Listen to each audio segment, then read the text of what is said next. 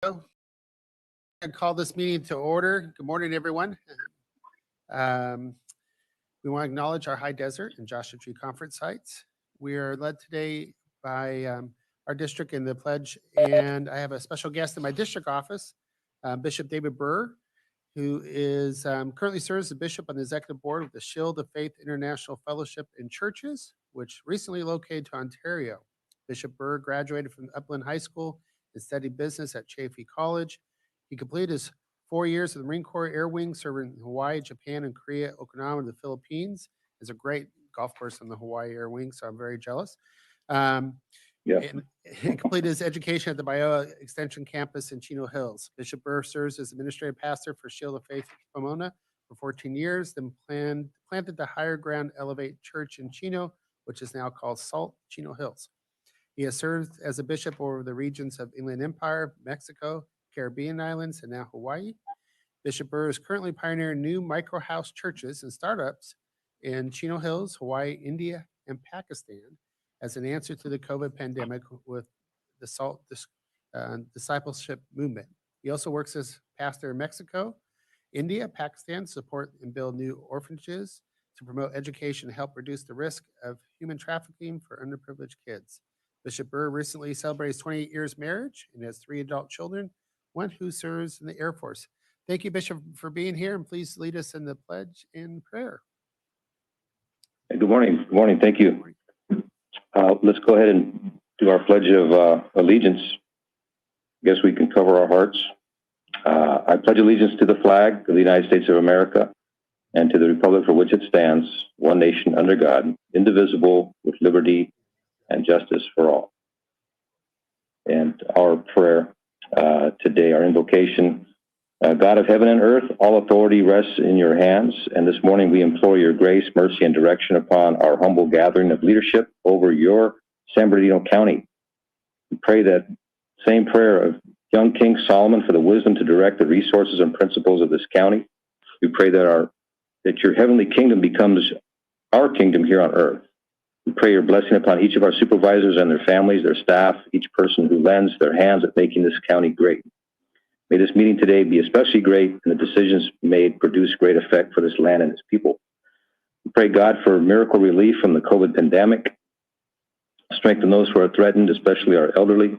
We pray our vaccination program is quick to produce results, saving our people. We pray your strength and protection for our first responders. God bless our hospitals, doctors, and nurses, and staff to be healthy and protected. We pray for our law enforcement, protect them and embolden them as they protect us, stamping out that evil that would try to find its way into our communities. We especially pray for our county is free from sex trafficking, drugs, and other abuses of our youth and their culture. We also pray for our economic recovery and fruitful commerce for our county so that every citizen can pursue their individual dream and lifestyles. Bless our homeless to recover and heal their hearts and minds. We pray our businesses, churches, and schools reopen quickly. In conclusion, we pray for your overall blessing upon each city, our state, and our nation to heal and prosper. Bless our world to be at peace. Bless the poor to prosper. Bless our new president and his administration to reflect your wisdom and grace and the benefit to each citizen. And finally, we pray for another little blessing that we can have a great ski season in our San Bernardino mountains. In this we say amen, amen, and amen. Thank you very much, Bishop. Supervisors. Appreciate you joining us this morning. Appreciate it. Thank you.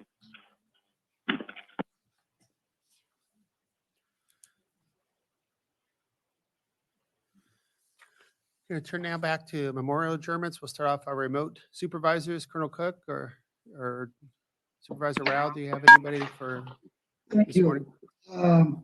This morning, the one that I want to highlight is Pam Byrd. She was 53 years old from Apple Valley, California. She passed away from COVID complications on Friday, January 29th. Loving mother, sister, aunt, she touched every life that she came in contact with. My condolences and prayers are with her entire family. Thank you very much. Thank you, Colonel. Supervisor Rao? Vice Chair? No. Supervisor? Yes, no. Okay, we're going to start with County Council. Yes, thank you, Mr. Chairman.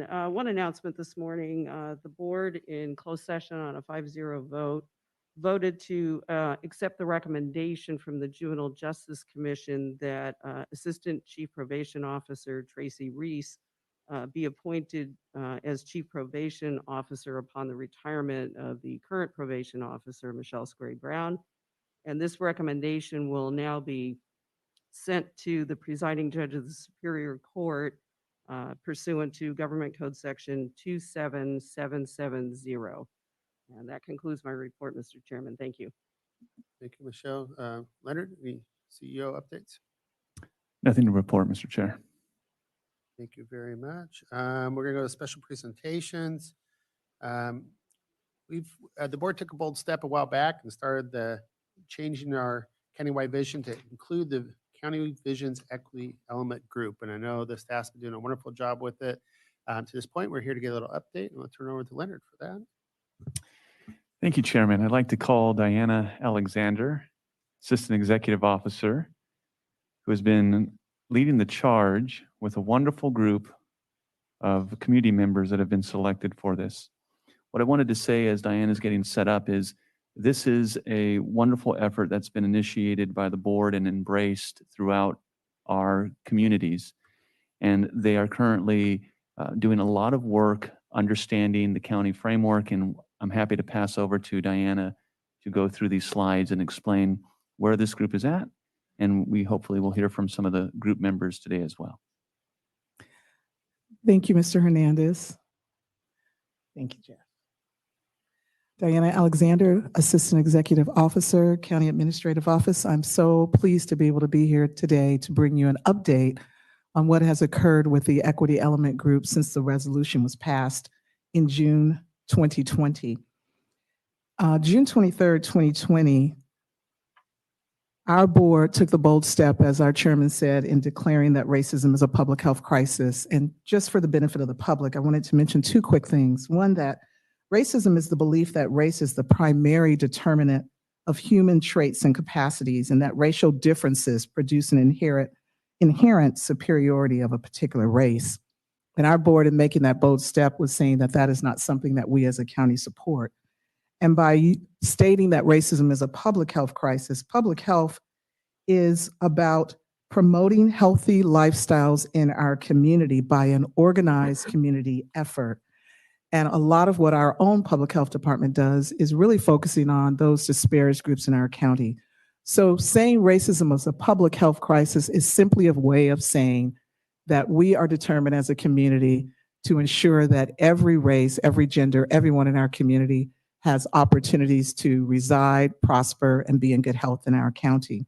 So on June 23rd, the county board affirmed that we would actively participate in dismantling racism by doing the following: establishing equity as an 11th element group within the countywide vision, creating an active and vibrant equity element group, which we have done through building and strengthening alliances with other organizations that were confronting racism, and encouraging each of our 24 cities of this amazing county to affirm the same.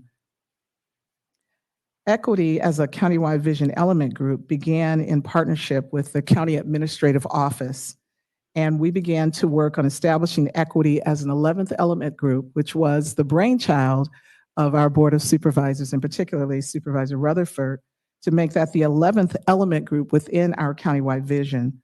So the County Administrative Office assisted as a liaison to the equity element group, much as we have done with the other element groups of the vision. We started by changing the monthly vision leadership team meetings agendas to have a focus on equity. And we provided our vision leadership team members with an overview of the resolution so they could understand the commitment that the county had made, an explanation of why equity was now the focus, information on why equity is important. We also provided them with presentations by some experts in the field of equity, and an understanding that equity group members would be added to their element groups to assist in reviewing each element with a lens towards equity. And for the sake of everyone listening, I just wanted to mention that some people confuse the words equality and equity, but equality means that everyone receives the same, as you can see in the picture on the slide. But equity is what our county is focused on, and that's fair and impartial treatment of everyone.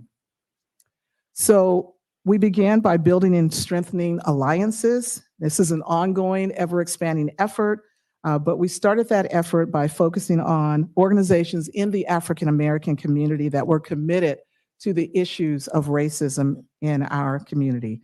And we did that by creating an equity element group.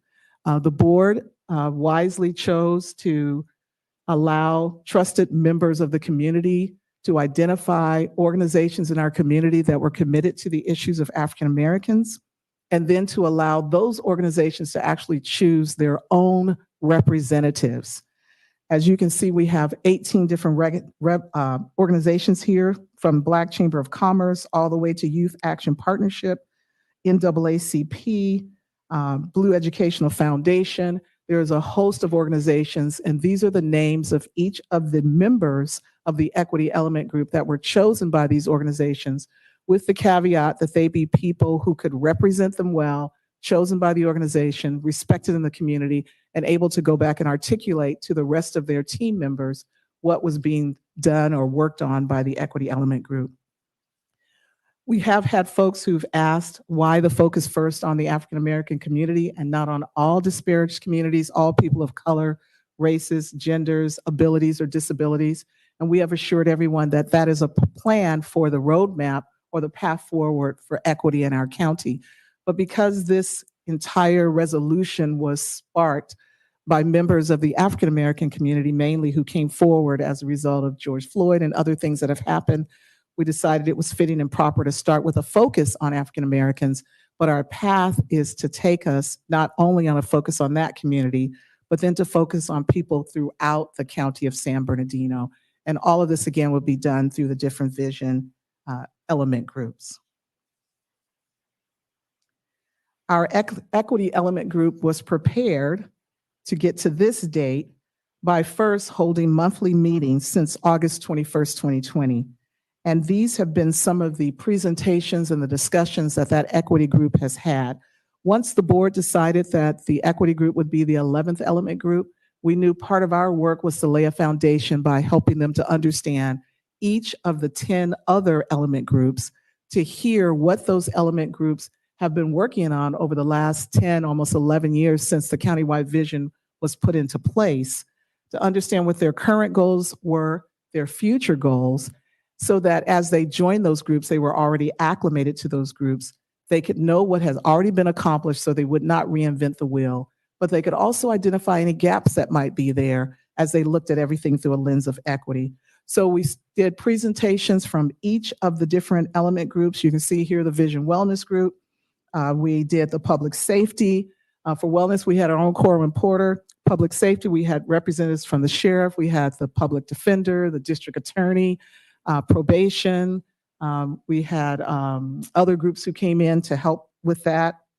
Presentations from housing, education, jobs and economy, environment, infrastructure. And we had some really amazing presenters from San Bernardino County Transportation Authority, like Dr. Ray Wolf, housing, like Randall Wesley and Carlos Rodriguez from Building Industry Association.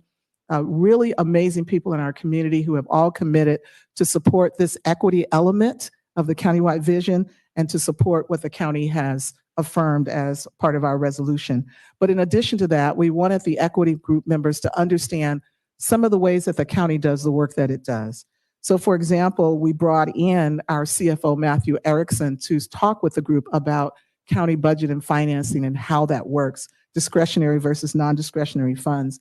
We brought in our government and legislative affairs group because that group will support us as we begin to look at possible legislation, policy changes.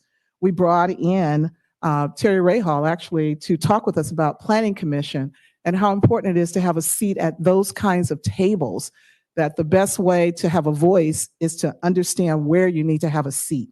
We brought in the Registrar of Voters, Bob Page, to talk with them at the time about elections and educating our community. So over the past, since August, 5-6 months, there's been quite a bit of information that has been downloaded into the heads of each of those equity group members until today.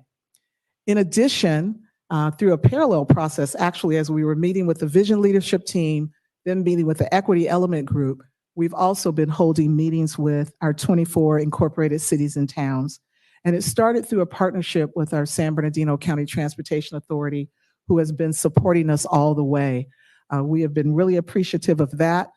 They scheduled a meeting for Leonard and myself, our CEO, to present to the San Bernardino Council of Governments. We were able to present the equity element and what it is that the county affirmed through the resolution. And I'm proud to say that through a roll call vote, each of our cities voted to support this effort towards equity. We also did presentations to Southern California Associated Governments, who's also said that they would support us. And I'm also happy to announce that our San Bernardino Council of Governments decided to create an ad hoc committee that would be focused on equity and working with each of our 24 cities. Our own Supervisor Baca is one of the members of that committee. We have other mayors and council members. And so we are also beginning to meet with that group as they begin to look at equity across all of the cities. We know that there are certain cities that have also affirmed similar resolutions as the county has done. And we know that the San Bernardino County Transportation Authority has committed to working with that ad hoc group and beginning to pull data where we identify the disparate communities in our county and identify some of the data that's going to help us to really zero in on the work that we need to do as an equity element group. Finally, I just wanted to talk real briefly about next steps. I have been, along with Leonard, acting as the liaison between the equity group and the vision leadership team, but this is a huge body of work that needs to be accomplished. So we have decided to launch a request for a proposal to bring on an equity consultant to lead this work. And with, of course, continued assistance from myself, our county administrative office, and our vision element groups. And a part of the going forward path for the equity element group and our entire vision team is to collaborate with the county's law and justice agencies and the community regarding ensuring public confidence with public safety, to promote equity through policies to be considered by our board, to identify activities that are going to enhance diversity within county government workforce, to advocate through groups like CSAC and NACO for relevant policies that improve health outcomes, to build and strengthen alliances, to support community efforts to amplify issues of racism, and to support and evaluate existing county policies and practices through a lens of racial equity to promote and support those policies that prioritize health in an equitable way. In closing, we have two members of our equity element group that are on the line ready to just say a few remarks, and I'd like to call them forward to speak now. We have Ms. Dina Walker from Blue Educational Foundation, and also Pastor Samuel Casey of COPE.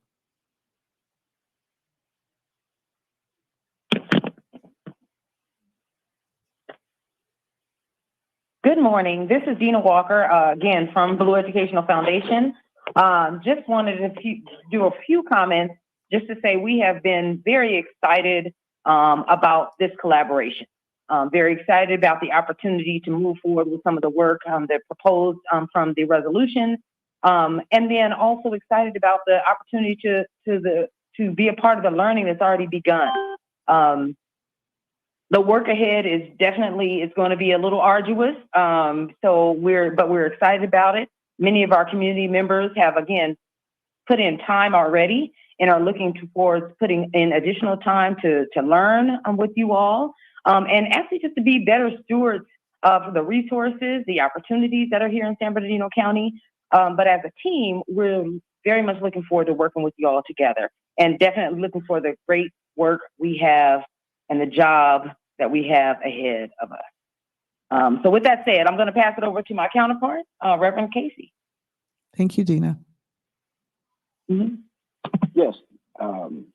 Thank you so much, Pastor Sam Casey, Executive Director of Congregations Organized for Prophetic Engagement, as well as Senior Pastor of New Life Christian Church in the city of Fontana, California, proud district of Janice Rutherford. Super excited about the work that has already taken place, extremely motivated by the work and hard work of our very own Diana Alexander, who's been leading this group fearlessly. And that's, we celebrate the work she's done along with Leonard. And to you, board, you know, even the newly elected ones, Joe Baca Jr. and Colonel Paul Cook, welcome to this project. Don Rowe and Janice Rutherford and Kurt Hagman as the chair. We thank you so much for taking this bold stand on June 23rd and really being the first county in the state of California to lead this charge that other counties and other cities and municipalities have come on board. We're excited about the hiring of the consultant to help us with the equity element group, and stand at the ready to continue to partner with our county because we believe in what we're doing in this process. And as my sister Dina said, yes, it's going to be arduous, but I don't think we as a county have ever cowered or backed down from any challenge. We're San Bernardino strong, and I believe we're going to lead, as we stated earlier on, lead not only our region, but really lead the state and the nation in this process. I'll close by saying one of my heroes is Dr. Martin Luther King Jr.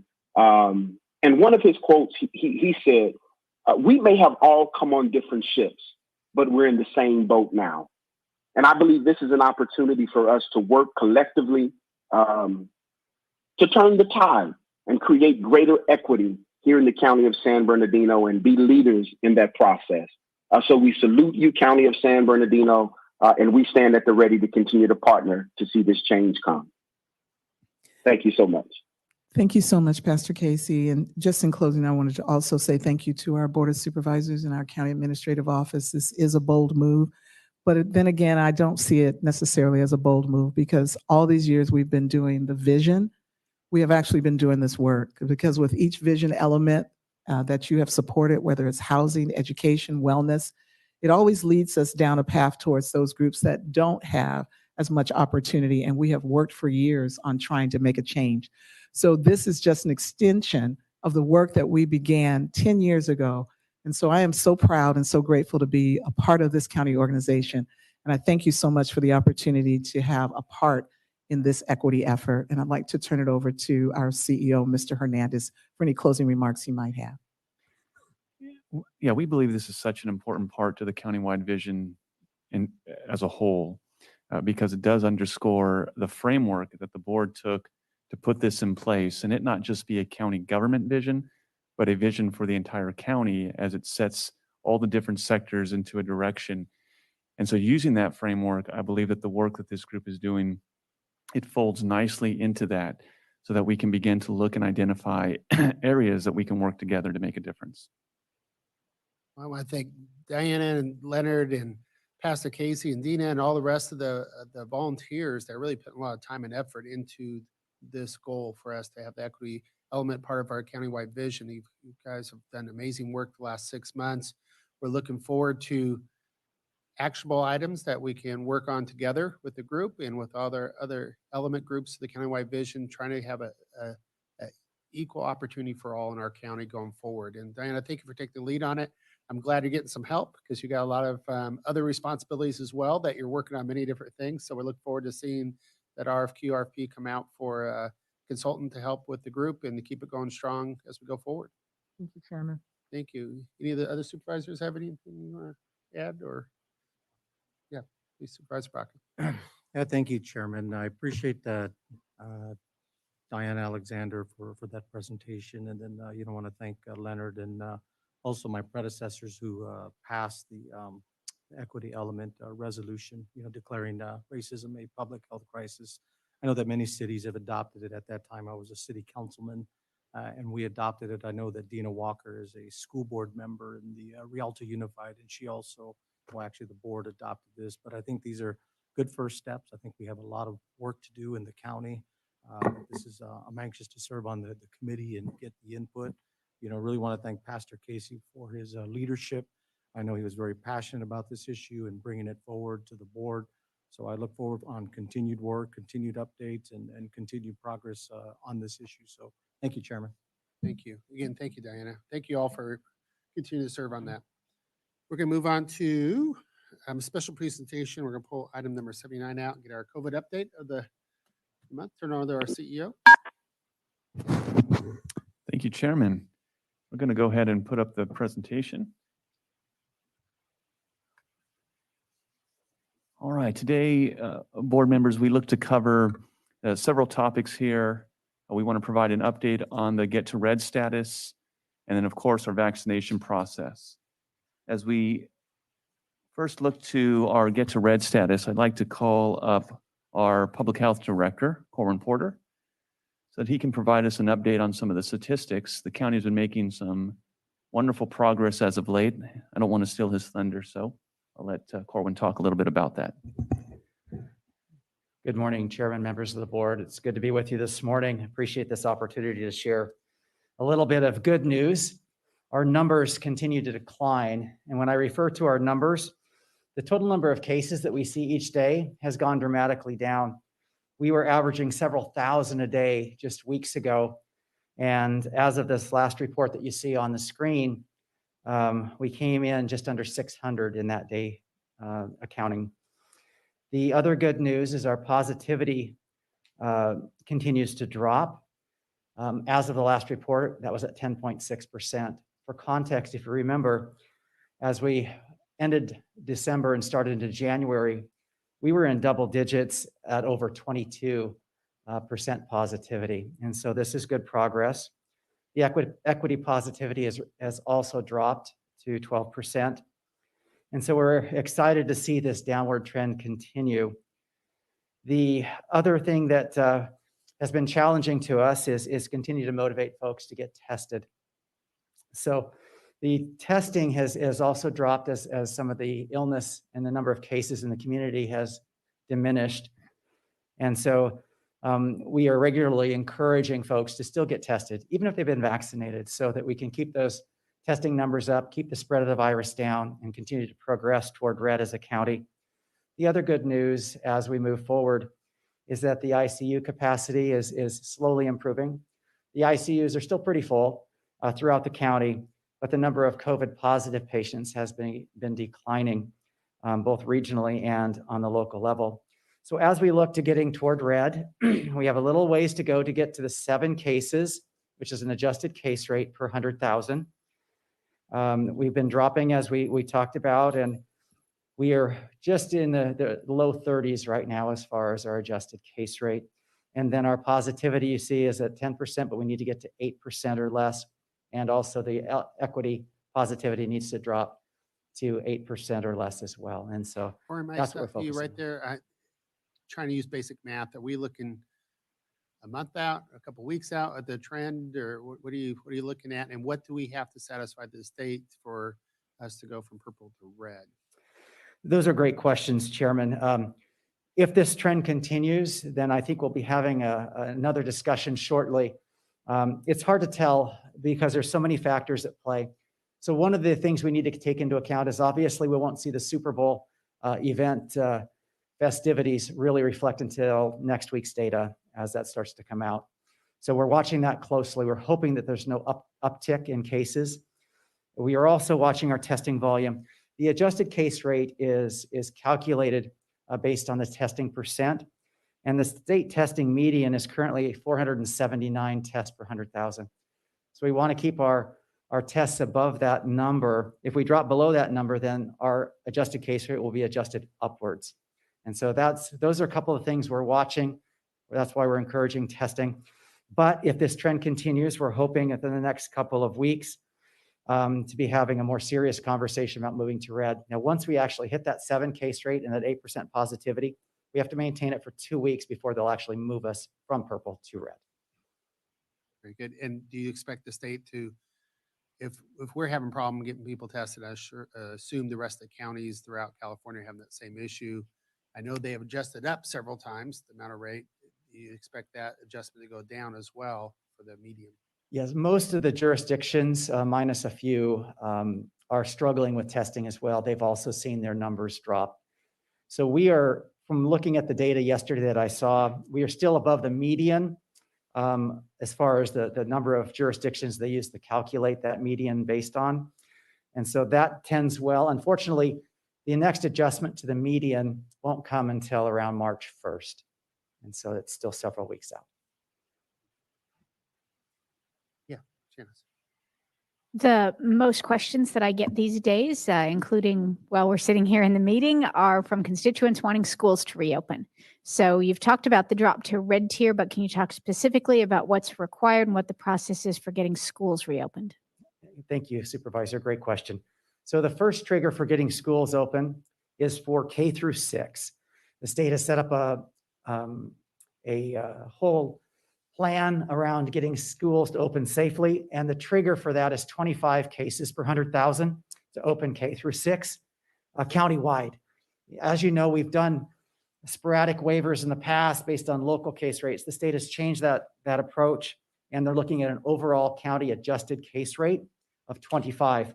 So we're very close to that. If our numbers continue to drop, we may be getting very close by the end of this week.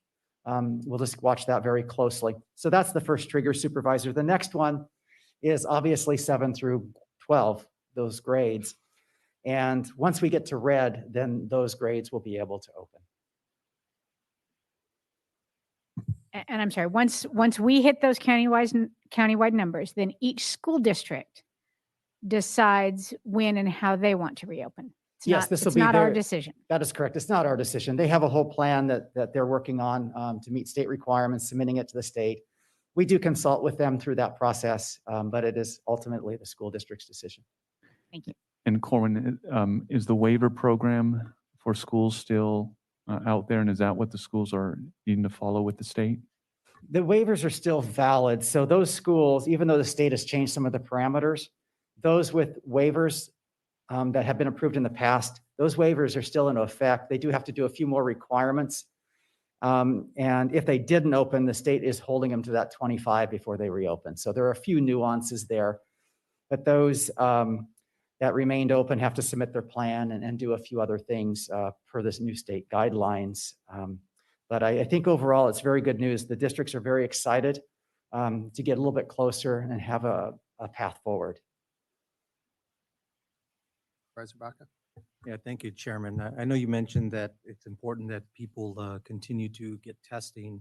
I actually got tested last week, and I noticed that there was nobody getting tested. I know that vaccines have become the priority. So I guess what's our role as a county to try to drive those numbers down? I know vaccines are very, very important, and I know that we're going to talk about it in a little bit, but what is our role as a county to try to encourage folks to continue, because we want to drive those numbers down so we can begin to open many things up, not just schools, but the economy and much more. If I could jump in, Supervisor, the marketing team for the COVID task force is really taking that on, because we have noticed that there has been a sharp decline in the testing. And as Corwin has mentioned, it's still part of the state's framework. It's still good for people to do that if they feel like they are sick, so that public health can continue to contact trace and identify and help to control the spread. We're going to continue to market and communicate to the community that testing is an important aspect of this whole effort, that we're not through the woods yet. And so, as Corwin mentioned about Super Bowl and these other type of cultural events that folks come around, we want to make sure that people understand what their options are. And so we'll continue that effort. The team is continuing to prioritize that as an operational overlook. Obviously, as things decline in that area, we'll look at how to retool that, but still having the capacity to do the testing, so that we have to report to the state that we have that infrastructure in place and that we're ready to go. It's part of how they evaluate our county and when they look at us moving to the next tier. Corwin, do you have anything to add on that? No, that's well said. That's definitely what we're trying to do, is get that word out still. On all the calls that we're on, we try to put a push with our partners to encourage testing as well, to keep that in the forefront. And I would assume that the take-home kits, I've heard a few of those things on the news, that they're going to be coming out with some kind of take-home kits that are a little easier to do and even testing. How do we capture those numbers? Does that count toward our reporting to the state? And do we have those, and when do we expect them to be out more ready available? Sure. Yeah, those all the tests are counted towards our overall numbers. And what the county has done is we've used the take-home test kits as a way to alleviate two main strategies. When testing was at an all-time high and it was hard for folks to get tests, we would often use those to help when things were booked and people were still showing up. We also use those test kits to target if there was a large employer that had a lot of positives to get them tests so that they could quickly manage that. Working with schools as well, we did the same thing. I'd look to the team. We can get you at the board an update on how many of those tests we still have, but we still are using those as a strategy. And I know those had to be mailed back in to go to the lab. But I've heard on the news that they're coming up with a new, almost like at home, you take it and you get the results. And I don't know if that's been approved yet or that's just used in other countries. Do we know any information on that? Yeah, as long as it's a PCR test, the state is supposed to be capturing all that data from the labs that actually receive it. And so it's supposed to enter the system. There's a little bit of a lag when it goes outside the state for some of these companies, but that's where it's supposed to be ultimately routed right through the state's database and count. Thank you. Thank you so much, Corwin. The next item we wanted to update the board on was regarding the vaccinations. And I have Andrew Goldfrack, who is the hospital's chief operating officer, is making his way to the podium after it's being cleaned. And we'll go to the next slide here so we can talk a little bit about some of the structure and who is on the next phase. I wanted to just remind the board that we're still in this environment where the governor and state public health has announced that there will be a new tier system that's solely based on age. There's not a lot of additional information that is rolled out about that at this time. We are waiting, like the rest of the state, to receive that. So in the meantime, we are still operating under the state's phased approach, and I'll hand over to Andrew, who will cover this slide and the next slide so we can go over the vaccination allocations that the county's received. Thank you very much, and good morning, Mr. Chairman, members of the board. Andrew Goldfrack, Chief Operating Officer for Arrowhead Regional Medical Center. As an update, as Leonard was mentioning on our current phase structure, so we are still vaccinating individuals in phase 1A, tiers 1 through 3, so all healthcare providers, as well as we've moved into phase 1B, tier 1 for select groups, which include 65 and older, our emergency services, and then we're working very closely with the superintendents for the county and all the superintendents of the different school districts on a education rollout. Right now, that process is being worked in coordination with the allocations that we receive each week. And we're having constant communication with all those parties. We have opened up a number of additional sites, which will be talked about a little bit later on in the presentation, focusing not only on these different phases and tiers, but also 65 and older specifically. So if we go to the next slide, I'll kind of walk through some of the numbers that are very important. So to date, we've received 195,050 doses. That's a combination of both first dose and second dose. We have distributed to all of our various partners, so not the non-county owned sites, 144,585 doses, and we've utilized 50,000 doses, 465 at our county sites. Those include all the sites that are county owned and managed. We've been able to successfully vaccinate just about 84% of that, so 163,952. Which is a huge number, by the way. Which is huge. Congratulations. Thank you. Breaking that down even further, for first dose, you have a utilization rate just under 90% at 89.5 for first dose. And then for second dose is a little bit slower than that, but it's around 42%. The state looks at the data a little bit differently than the way we present it. So the numbers that I just presented are the doses that we as the county administer and give. The state on their dashboard looks at the number of doses of county residents. So as an example, if I were to get, if I live in the county, but I get my vaccine in LA County, it counts towards San Bernardino County. So that bottom number, the 195,902, is the total number of county residents that have received their vaccine, whether in our county or another county. And it could be from another source, like we know that the state has contracted out for our senior centers through CVS and Walgreens. It Correct. could be the veterans getting it from the VA. So there's different sources, not just the supply we get as well. Correct, absolutely. So that bottom number is kind of a true reflection when we look at number of residents that have been vaccinated in the county. Board, what I would like to add to Andrew's talking points is that in this area of vaccines and dose allocation, it's been a very fluid situation over the last couple of weeks with the state making several different announcements. I want to commend the group that's working on this because in that ever-changing environment, as Andrew mentioned about the difference in numbers, there's been a couple of times where the team has had to work with the state public health to true up the numbers. And based on information that they may have, that there's a bit of a lag to the more real-time information that Andrew and the team are keeping. We've been successful at making sure that we don't lose doses for our county because the administration has been clear in understanding their objective. They want to make sure that doses that are going to counties are getting in people's arms. And we want the same thing. The other item that I'd like to add is that yesterday at a press conference, the governor mentioned that the third-party administrator for doses, Blue Shield, will be going into effect on the 15th of this month. And so we don't know what that means. All we have is what they've indicated in the past, which is there will be a distribution that 70% Blue Shield will administer directly and 30% the county will then administer through public health. But we're still waiting for additional details on that. The reason I bring that up is because that could be, that could change a lot of the plans that we have in place, and we'll continue to keep the board updated. But it means that we might have to pivot to other strategies as that plays out.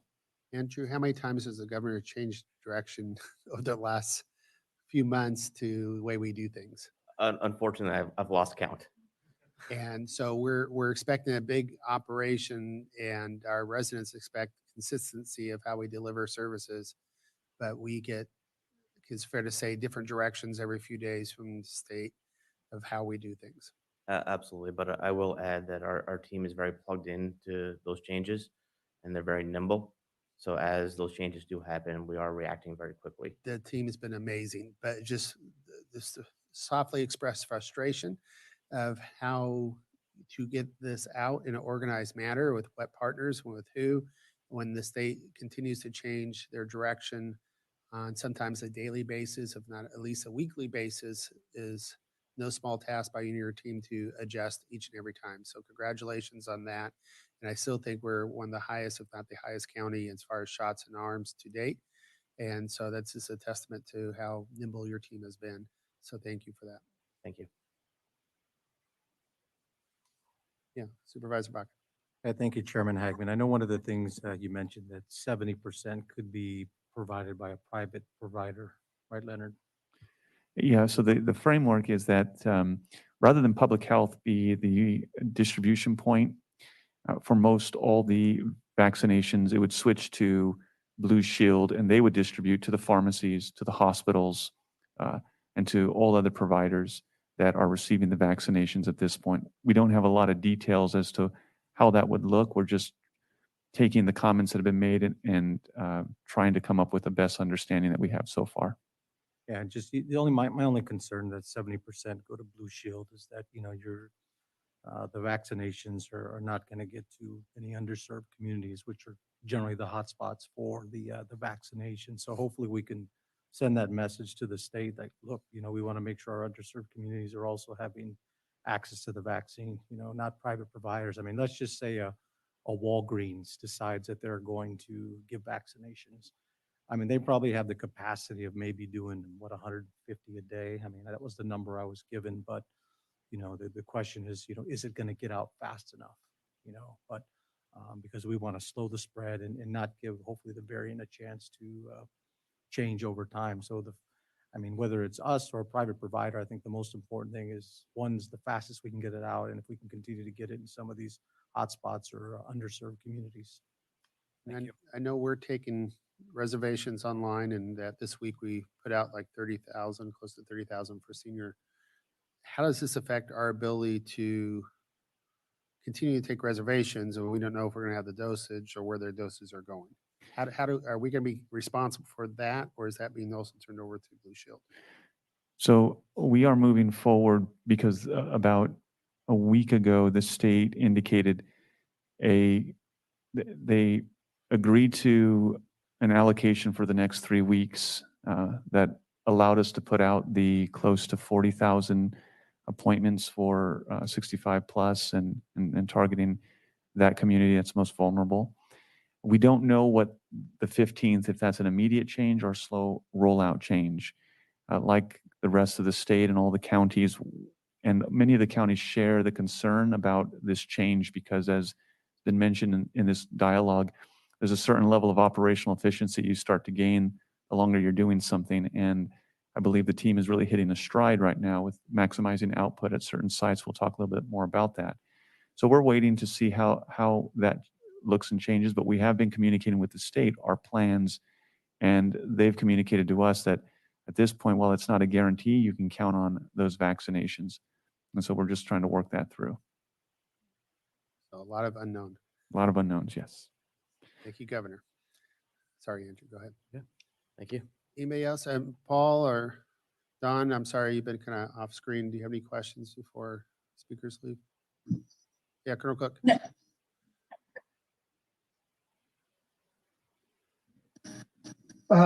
Yeah, I'll talk after you talk.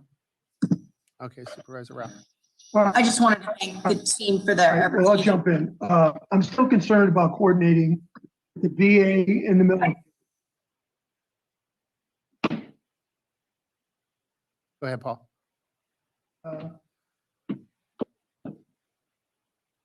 You guys are still upset about me because I'm having trouble communicating.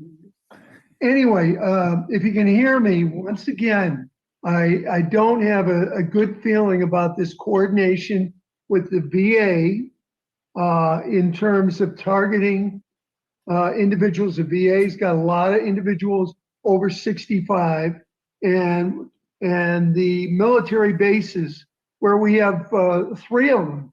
One in my area, Dawn's got 2, and I know they're doing vaccinations. Do you have any kind of, because I don't know, they should be taking care of dependents and everything. Do you have any update on that at all? Because once they go outside the gate, if they're not vaccinated, they could be, carrying the COVID or what have you. Any feedback at all? Thank you, Supervisor Cook. We do know that the VA is receiving their own allocations of vaccinations, and Andrew Goldfrack has been in regular communication. So, Andrew, I'm not sure if you have any new information that you can report. Correct. So we are in constant communication with the different DoD bases as well as the VA. They are following their somewhat revised TRICARE plan that looks at essentially 3 phases. They're slightly different than the federal government phases. I'm happy to schedule a meeting with you, Supervisor Cook, and coordinate that with the VA and the DoD bases for specifics, but we are in constant communication with them as they are rolling out their doses. They give you any numbers? How many numbers, percentage have they? And how about the military bases? Have you talked to Fort Irwin and McCaxey or Barstow? Yes, we have been in conversation with those bases as well. They are not providing numbers to us. They are citing national security. Oh, give me a break. Okay, can I have something to that effect, please? Yes, sir. National security? That's what they shared with me. Correspondence on this? I could send you what we have. Thank you. Supervisor Rao. I just want to thank Andrew and the team. I know it has been exceptionally difficult with all this changing last minute directives coming from the state, and we appreciate all of your efforts to try to meet their directives as well as serve our constituents. So thank you very much for your efforts. Thank you. And we have a few more slides after Andrew. Thanks so much, Andrew. We can go back to the presentation. The team launched a very large event at the Speedway, and I want to thank them for all their work. I want to call Pam up to give a quick overview. And we learned a lot of great lessons from this event, so we're going to cover some of the positive items about the event, and then we'll cover some lessons learned. Daniel Munoz will come up because we're going to be doing the follow-up here shortly as the second dose comes, but I'll hand over to Pamela Williams. Thank you, Leonard. Good morning, Chairman and members of the board. Pamela Williams, County Administrative Office. So the county facilitated its first COVID-19 vaccination super site at the Auto Club Speedway in Fontana on February 2nd, in coordination with the Office of Emergency Services, Department of Public Health, and Department of Aging and Adult Services. A total of 350 team members supported this operation. County staff, state personnel, resources were deployed from across the country, including 100 vaccinators. Along with volunteers from Team Rubicon, we vaccinated over 3,200 people, primarily 65 years of age and older.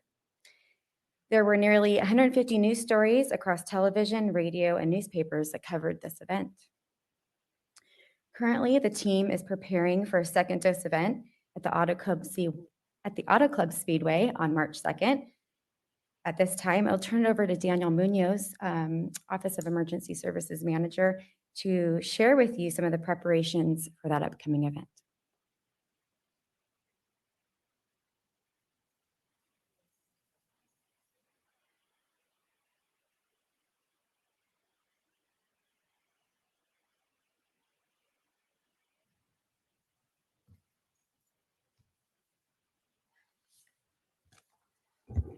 Morning, Daniel. Good morning, Mr. Chairman, Vice Chair, and members of the board. Daniel Munoz, Emergency Services Manager with the I'm here to present today to talk a little bit about, as Leonard mentioned, the team launched the single largest vaccination event on February 2nd, and there was a lot of positive takeaways from that. Number one being that we had an opportunity to vaccinate 3,200 individuals, most of which were seniors. At the same time, there was a lot of other takeaways that the team was able to observe and examine that we're going to be building into our after action plan to improve our efforts, gain efficiencies, and improve the experience for the second dose event on March 2nd. And the overarching goal for March 2nd is to hopefully be able to vaccinate everyone that received their first dose in an hour or less. And so to accomplish that, we immediately started an after action process, which is a normal protocol that we execute anytime we have a large scale event of any kind. And, you know, I could share with you that this process actually started as soon as that first event was over. The team huddled there at the Speedway. We were there probably till 1 o'clock in the morning to, you know, jot down information and notes from both internally and external partners that came together so that we wouldn't lose that information, and also appreciate a lot of the comments that have come through from different board offices and other cooperators. So we're taking all that information and intelligence, and we're going to be utilizing it to build out our after action. And there's a few things that I just wanted to note today on specific areas that measures that we're going to be taking to improve efforts for the March 2nd event. And that's going to include implementing adjustments, new processes to some of the functions that folks have to go through as they're being processed to get vaccinated. So we're hoping to gain some efficiencies with our line management system, improving the queue time that individuals have to wait by expanding the number of lanes that we have available to increase the capacity and the throughput, making sure that we're in constant communication and collaboration with all of our partners and cooperators so that we share information, make sure that we're on the same page. And also of note, which is not here on the slide, but I just received confirmation just earlier today, is that one of the huge advantages that we'll have for the March 2nd event is that our partners at the Auto Club Speedway have been great, and they reached out and have indicated that we will have a larger footprint to work with for March 2nd. So that should help to alleviate some of the traffic control issues that arose during the first event. So we'll have more real estate inside the Speedway itself to reduce the impact of local traffic. And so we're hoping with that, coupled with other efficiencies and increasing our vaccination capacity, we hope that the user experience for this second event is going to be a lot smoother, a lot more efficient, and a lot more pleasant for all of the seniors. And before I open it up to questions, I just personally want to apologize to all of our seniors, anyone that was frustrated by the process. I was part of that leadership team. I was their boots on the ground from the beginning to the end. And so I take personal responsibility for that. It's very frustrating for ourselves because the last thing that we want to do is provide subpar service in any way to any of our residents. So I know that the team is focused, they're energized, and they're looking forward to the opportunity to provide a better experience on March 2nd. Thank you. Thank you, Dana. You guys did an amazing job. All of us, I think, were there at certain points of the day, and I remember going there in the morning. Question for you, what's our goal for the throughput for the March 2nd? Well, sir, we have an after action that's planned for this Thursday, and I'm not comfortable at this point to provide a number. I want to talk to our technical experts from public health and some of the medical folks. But what I can say is that without a doubt, the throughput capacity is going to expand. We're going to take a look at, we're expecting obviously 3,200 people to return. And so what we'll make sure is that we have more than ample capacity so that we're able to execute everyone within an hour or less. That's going to be the So goal. we're focusing basically on the second dosage at this point in this event. So we're not trying to get new first timers in. Yeah, it is a focus on the second doses primarily. All those folks that went through, they will come term for their second dose all at the same time. So we'll bring them back through. And I think, if I remember correctly, this is a little bit different than some of our other county regional spots that we're doing some great numbers through, or we plan to in these upcoming events, like 1,000 a day, 2,000 a day, 500 a day. These bring different partners outside the county, including, I believe this is somewhat state sponsored on this particular event, or how does this work? How does that work?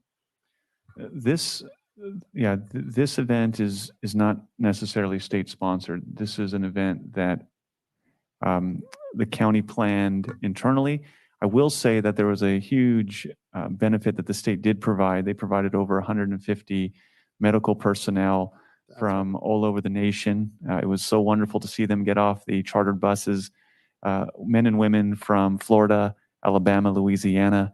They were joking that when they got into the plane, it was warm and sunny, and they come out and there was snow on the mountains, and they were remarking how beautiful it was. And Daniel and the team gave them a proper San Bernardino County welcome.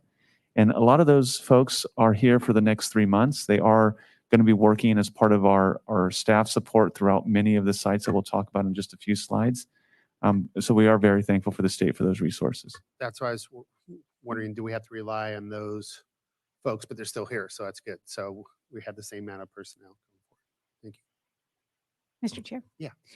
On the second doses, is the March 2nd event only for people who got their first doses at the Speedway last week, or is it open to people who need second doses from anywhere, or do we know that yet? It's only going to be open to the individuals that receive their first dose there at the Speedway. And part of the reason is because of the vaccination that was used for that event. I also want to say I appreciate your apology and taking ownership for the mishaps that day. There were people who were very upset, but I want you to know you also had thousands of people who were just thrilled and grateful and were willing to go through some of those inconveniences. So I know we learned a lot of lessons that day. I know you're going to apply them all. Thank you and your team for the great work you did and for your leadership in recognizing that there's improvement to be made. Thank you, Daniel. Yes, ma'am. Thank you very much. Supervisor Baca. Yeah, thank you, Chairman. I had an opportunity to go to the Speedway on the day of the event, and I know there were some challenges, and I appreciate us, your team, and willing to address some of those challenges. I think that's great.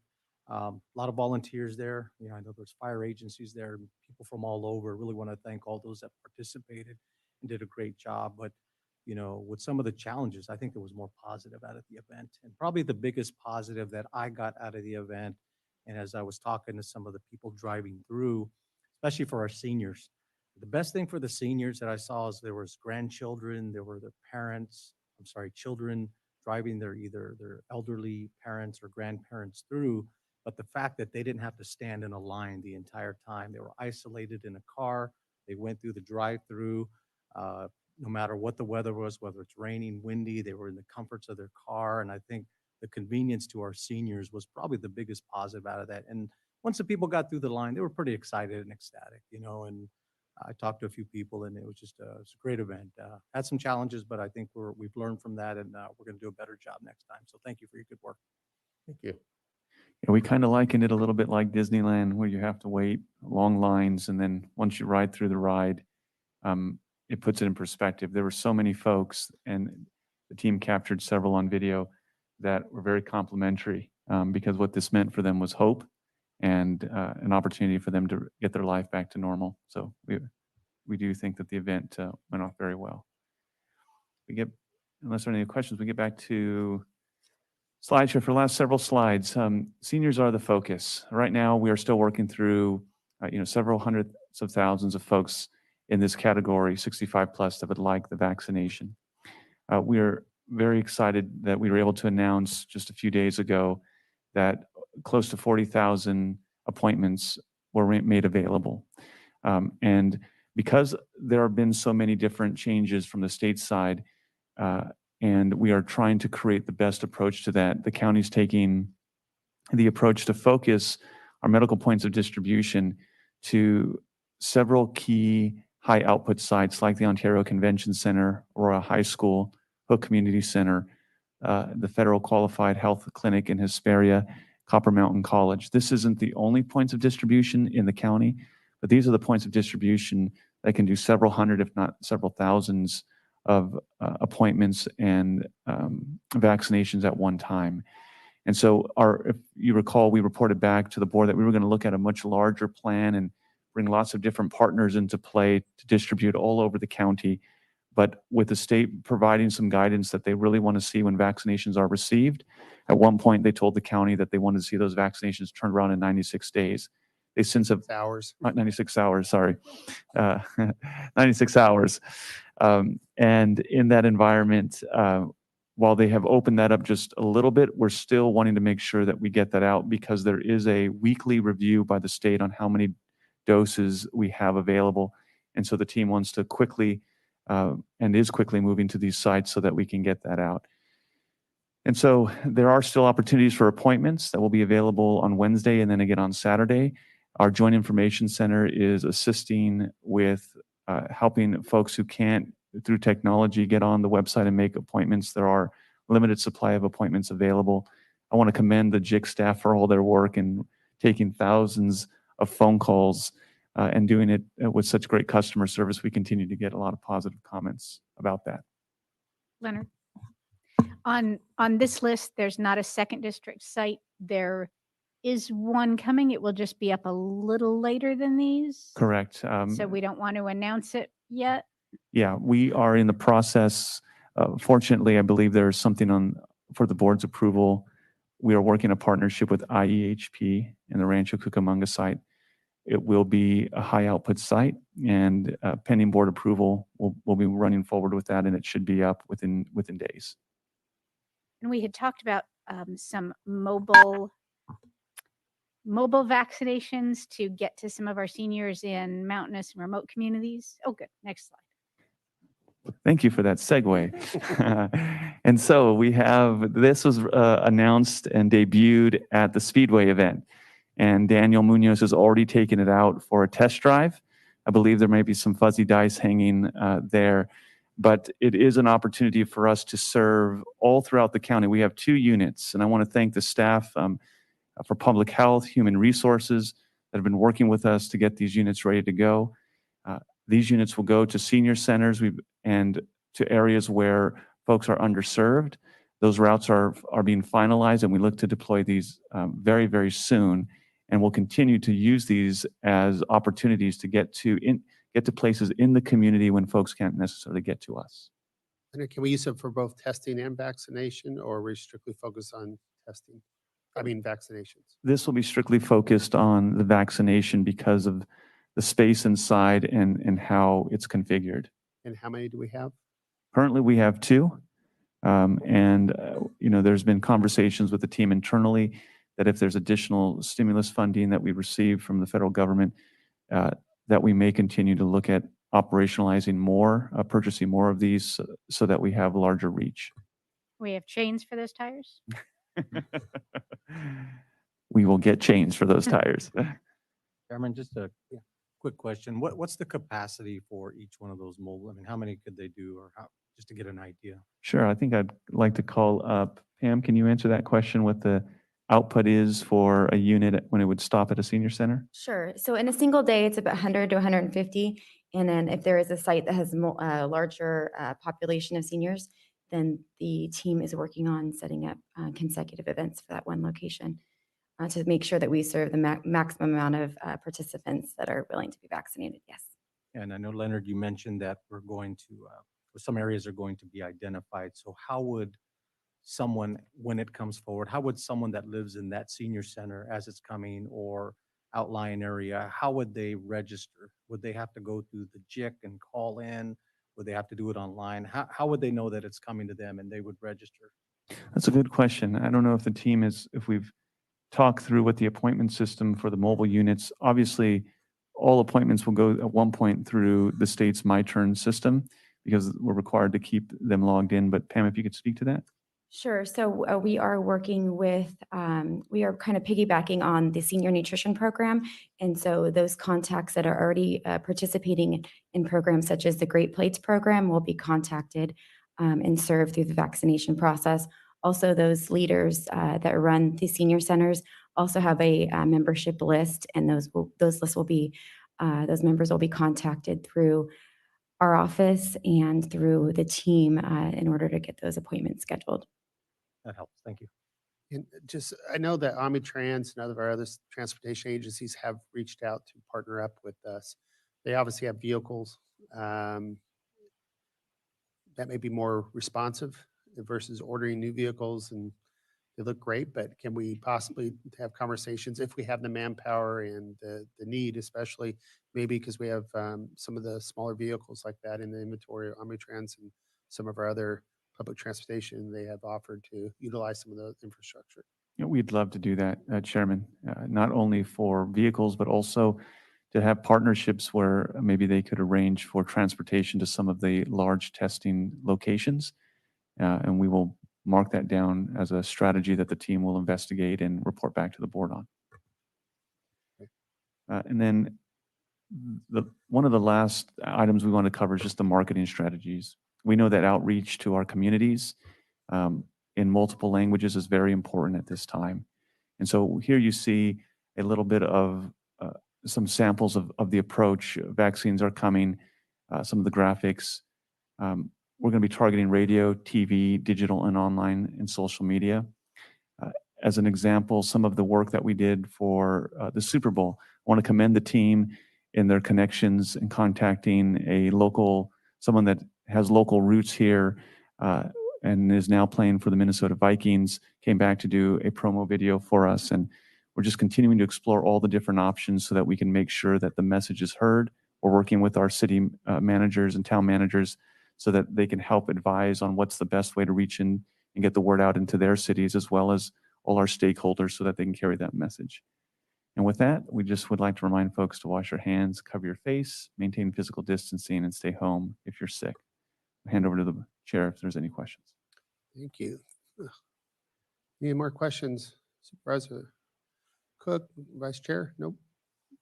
Now, thank you all for the efforts. I know there's a lot going on. We mentioned at the beginning of this that the rules have changed quite often, and to roll with the changes on a day-to-day basis is a lot of nimblism, and I'm proud of the county team for being able to do that all the time. So thank you guys for doing that. We do have 2 requests to speak on this. The first is going to be Nancy Richardson and Christy Burchett.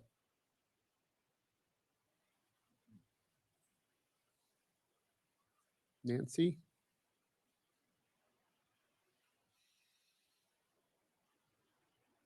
Hello. Did you miss me last month? I'm here to talk about the readiness and recovery plan and noticing that there are some people that have these COVID compliant signs. And we have recently been reading the requirements for those places to have the COVID compliant signs.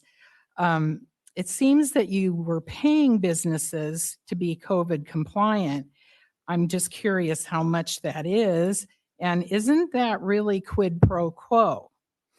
If you've been paying businesses to discriminate against those who under the ADA cannot or should not wear masks, are you going to send those COVID compliant businesses a follow-up that tells them they must allow exemptions as per the ADA? You are paying businesses to discriminate and therefore should be held liable when we sue. I will also tell you that when I see a business with that sign, I am going to tell them that they are co-conspirators to discrimination because they accepted money to discriminate against us. What you are doing has an even more sinister name. It's called racketeering, mobster activity. This is all unnecessary. Just open up the county. How much are you going to lose in business revenue? I have also asked for that data a number of times. What is the trade-off of opening up entirely and then having these businesses closing every single day? Businesses are closing. We would like assurance that ADA will be observed because on the business guidelines, it definitely says mask required for everyone in that store. And that goes against the ADA, especially if we have no choice about where else we could be going. So I just would like to close this particular item and say, I'm still here, haven't worn a mask since April. I'm alive. I'm feeling fine. We don't need to be wearing the mask. Not all of us. Anyway, thank you.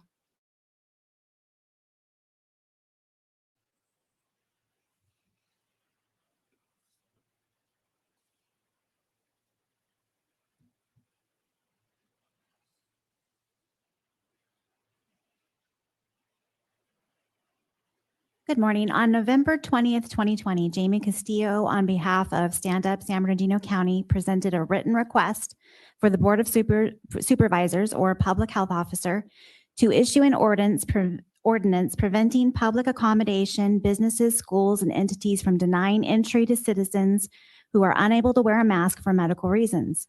Under the updated California Department of Public Health's guidance for use of face coverings, it states that the following individuals are exempt from wearing face coverings at all times: persons with a medical condition, mental health condition, or disability that prevents wearing a face covering.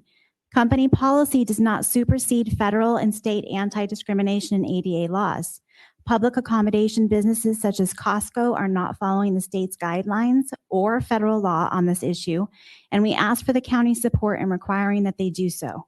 She followed up with giving the guidance under CDPH for face coverings and federal ADA laws. The Americans with Disabilities Act prohibits discrimination against people with disabilities in several areas, including employment, transportation, public accommodations, communications, and access to state and local government programs and services. I am making this request again today and asking that you consider the county and board's liability in public accommodations discriminating against those who cannot wear face coverings, as your COVID compliance business program gives funding to these businesses. And one of the standards of the program is wearing face coverings, and there is no advisement to businesses about exemptions in the guidance. In addition, we are requesting that this board report at every meeting, and it would be appropriate during the COVID report like now, the current cycle threshold of the PCR test by the test manufacturers so our county can be transparent if there are changes to this number in the upcoming weeks and months. And any test manufacturers that reports a less than number needs to clarify exactly what this is. Thank you for your time. Thank you for your comments. I think that's all the requests we speak on this item. This is advisory. Thank you again for the reports, Mr. CEO. Madam Clerk, you present the rest of the agenda. Thank you, Mr. Chair. The following are the changes I have for today's agenda. Item number 2. Item number 2 is revised to correct a resolution to read, adopt resolution thanking Altaloma Unified School District Superintendent James Moore for his service as an educator, administrator, and leader, and wishing him well in his retirement. Item number 20. Item number 20 is revised to remove recommendation number 5. The rest of the recommendation remains unchanged. Item number 43 is revised to read as follows. Recommendation 1, consider in concept a memorandum of understanding with Inland Empire Health Plan, IEHP, to accept appropriate IEHP staff to provide mass prophylaxis and care specifically for the administration of COVID-19 vaccines, which could include the county's indemnity of IEHP and its employees at the IEHP facility located in Rancho Cucamonga, effective upon execution for a period of 6 months. And adding recommendation number 2 to read, authorize the chief executive officer upon consultation with county council to execute a memorandum of understanding upon the approval and execution by IEHP and present the memorandum of understanding to the Board of Supervisors for ratification at the next available meeting. Item 57 is revised. Recommendation number 1 is revised to read as follows. Approve operations and management agreement with Lake Gregory Community Recreation Company operator for the management of daily park operations at Lake Gregory Regional Park for a period of 15 years, beginning upon mutual execution by both parties, with 2 5-year options to extend the term of the agreement. The remainder of that recommendation remains unchanged. And adding a third recommendation to read, delegate the authority to the chairman or county executive officer to execute this agreement upon the formation of the operator as a limited liability company and execution of the agreement by the newly formed limited liability company, subject to the approval of recommendation number 1. Those are all the changes I have. Thank you, Mr. Chair. Thank you, Madam Clerk. Anyone like to pull any consent items off? Chairman, I don't want to pull one up. If I could, we have a quick explanation on item 38, just to explain what the intent is of the item. Okay, well, I think we're gonna have to pull that off in order to have the discussion on My it. apologies. So we'll pull off number 38. And anybody else? If not, we're entertain a motion. So moved. A motion and second, thank you. We do have some requests to speak on this item.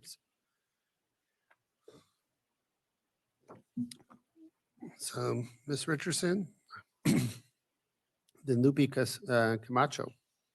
So Nancy Richardson, Lupe Camacho is on deck. Yeah, right up there.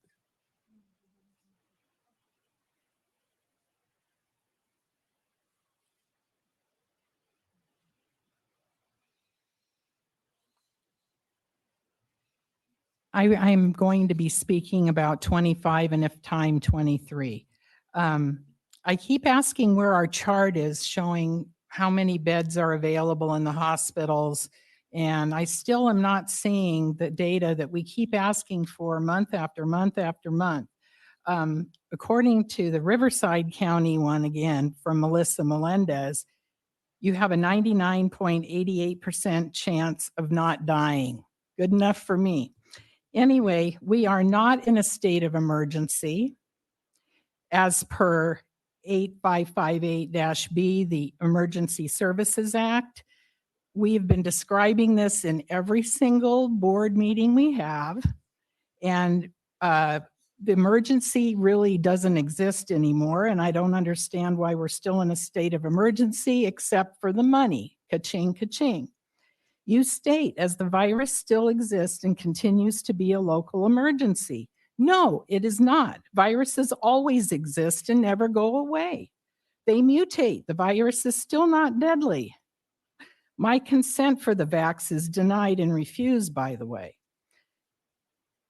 I also would like to point out that according to the latest CDC comorbidity chart, updated just the 3rd of February, only 6% of the total US cases are COVID only. They have not deviated from this. they stated this in September and then they backtracked, but it's still there and they update it constantly. The rest of the deaths, 2.9 have 2.9 underlying conditions are the causes of death. If you look at 6% of 400,000, that's really only about 24,000 people that have died from COVID only. And I don't understand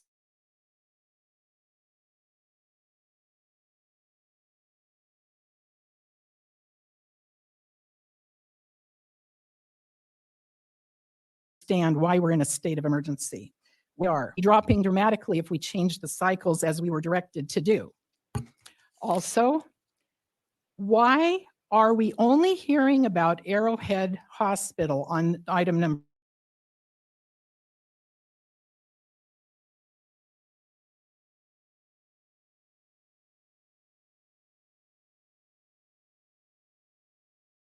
I think we should look into why that is the case. And I would personally like a complete forensic audit of the books as to why they keep getting doled out the money. And I don't know if other ones aren't getting it, but for sure they are. And there's always a big presentation and That's time. anyway, I would like Comments? people to look Ms. into that. Thank Lupe you. Camacho, then Jeff Green.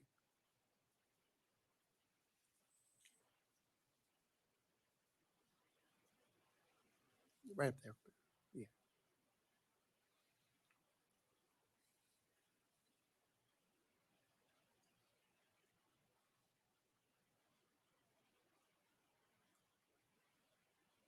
Good morning. Good morning. Good morning. My name is Lupe Camacho. I'm a 25-year resident of San Bernardino County and as well a public servant engineer for many, many years, 20 plus years here in the county of San Bernardino. So I'm very well versed on our county and I love it. I love our county. I ventured today out of my home to come here, afraid, of course, because of the virus, especially the new virus, the 117, that is more viral, and easily contagious. But I do it because there are 3 items today that I wanted to speak on. The number 38, the housing element that is on the agenda is one of them. I wanted to make sure that I think I inadvertently marked off that I oppose it. I don't oppose it. I think it's a very good idea to put together the contract and hire a consultant to help us put together this housing element. But I would urge you to make sure that that we have the housing element representative of our community. So our community as it sits today, approximately today, of course, we don't have the 2020 full numbers yet, but as it sits today is approximately 54.4 Hispanic or Latino. And I think that should be enough for me for an example of how important it is that we have low-income housing. I have to admit, our community, the Latino community, is the most impoverished. And therefore, I think we need to consider that as we go down the road with this. So I would recommend, of course, that we up the numbers of the affordable housing numbers from 35, 31 to maybe a little bit higher. And as well, that we put into our housing element enough time to have a real conversation with our community, the entire community, the 54.4% of Hispanic Latino, in Spanish as well, of what it is that's coming into our county. And again, I just want to make sure that that information gets across to you. I think it's very important. And I want to say that the virus, it is no joke. I am here, not wanting to be here, but I made it here because I thought that these elements are so important for me to talk about. But I went through it and barely made it. Almost left my 2 children without a mother. So please, please continue to enforce the guidelines. The problem are not the sick people. The problem are the people that are not sick and asymptomatic. Those are the ones that need to wear the mask, not the sick people. Sick people are sick at home. The asymptomatic, those that feel well and walk around and spread it because they don't feel it. I felt it. I nearly died. It was very scary for me, my family. Just That's remembering time. makes me queasy. So thank you Thank very you. much. Thank you very much. And I forgot that we actually pulled item number 38. So I'm going to hold the rest of the speakers on 38 till we actually present that item. So I'm going to skip Mr. Green and go to Norma Godinez.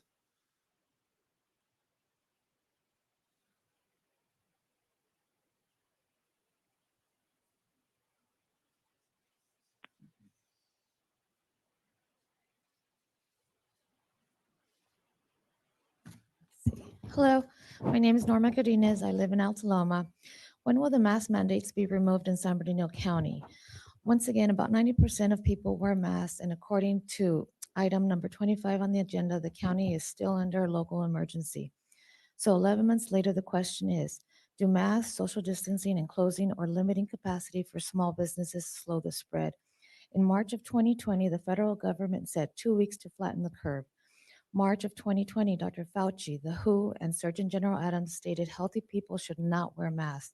Still to this day, the WHO states there is no evidence masks will reduce transmission of the disease. Also, Dr. Maria Kirchhoff from the WHO in June of 2020 stated it is very rare of asymptomatic transmission to occur.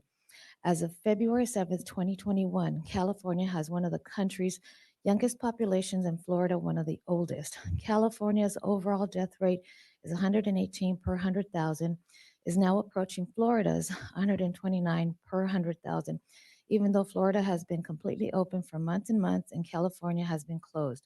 Looking at these numbers, we can see the guidelines that were put in place do not slow the spread. Florida has hosted the Super Bowl and healthcare workers from Southern California attended. They posted pictures with no masks and no social distancing. They were there on their own accord. Oak Farms Market in Naples, Florida has foregone masks and social distancing. They have left it up to the individual. Mr. Hangman, you were interviewed on KFI back in November. You stated one size fits all solution does not work for San Bernardino County. Board of Supervisors, you had it right at the beginning of last year. County residents were informed about the guidelines and took the precautions that were best for them and their families. There should be no discrimination against individuals that do not wear masks. Board of Supervisors, it's time to remove the mandates and open San Bernardino County. Thank you. Thank you for your comments. We're going to move over to the high desert. We have Melissa Witzel.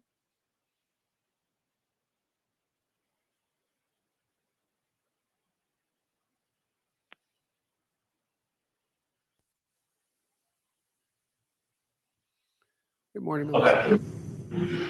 Hi, good morning, San Bernardino County Board and related parties. Corwin and Leonard, if you're still there, I hope you're listening. My name is Melissa Wetzel. I live in Apple Valley. I work with Stand Up San Bernardino County. I would like you to please address these questions and comments regarding the following agenda items. I email you guys every time, so if someone can maybe respond to some of this, I would appreciate it. So regarding item number 21, that has to do with funding for being compliant with all things COVID related. I wanted to know, is this money that you get, is it specifically for just COVID-19 related stuff, or is this money used for other things? And if so, how is it allocated? And if it's just for COVID-19, just reopen and stop complying because none of this is working. So anyways, I thought this would be a good time to also bring up the county's COVID compliant programs, which are pretty worrisome because it's basically bribing businesses with cash to discriminate against people who will not or cannot wear masks like me. Item number 23 has to do with granting and extending authority to CEO who is a non-elected official over all the COVID-19 matters. And if I'm misunderstanding this, please let me know in your response to my email. But anyways, why does an unelected official have so much authority over matters affecting our lives if we, the people, did not even vote him into the position? We voted you into your positions and for a reason. So giving him the authority is pretty bothersome. As far as item 25 and the coronavirus update and the continuing of this emergency, can we please stop pretending that this is emergency? Treating it as such is pretty hypocritical. If you recall the board's criticisms of our governor, and rightfully so, but you acknowledge that a lot of this stuff is wrong, and yet you continue to participate in it, and you continue to propagate it all over your websites. So it's hard to know where you really stand on some of this stuff. And from what I understand, the county's lawsuit against the governor and California Department of Public Health will not be heard by the Supreme Court. So that didn't work. So what now? Okay, when will you take action and a course correct for the COVID-19 response? Because continuing with following the current restrictions is not a viable option. I would also like to know if the labs and hospitals throughout the county have changed their cycle threshold as it pertains to PCR testing now that the WHO has. Thank you. We're going to go to High Desert, Carol New.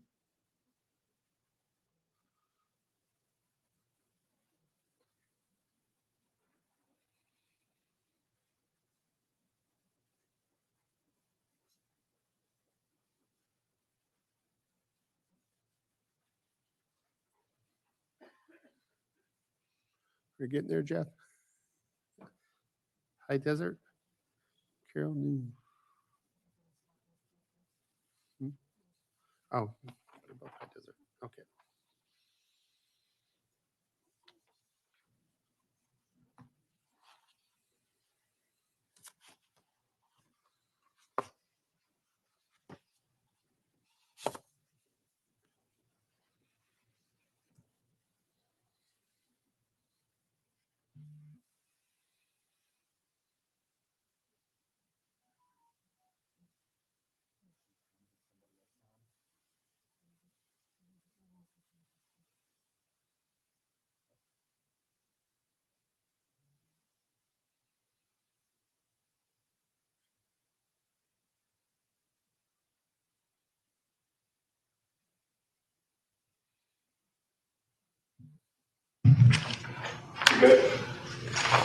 Good morning.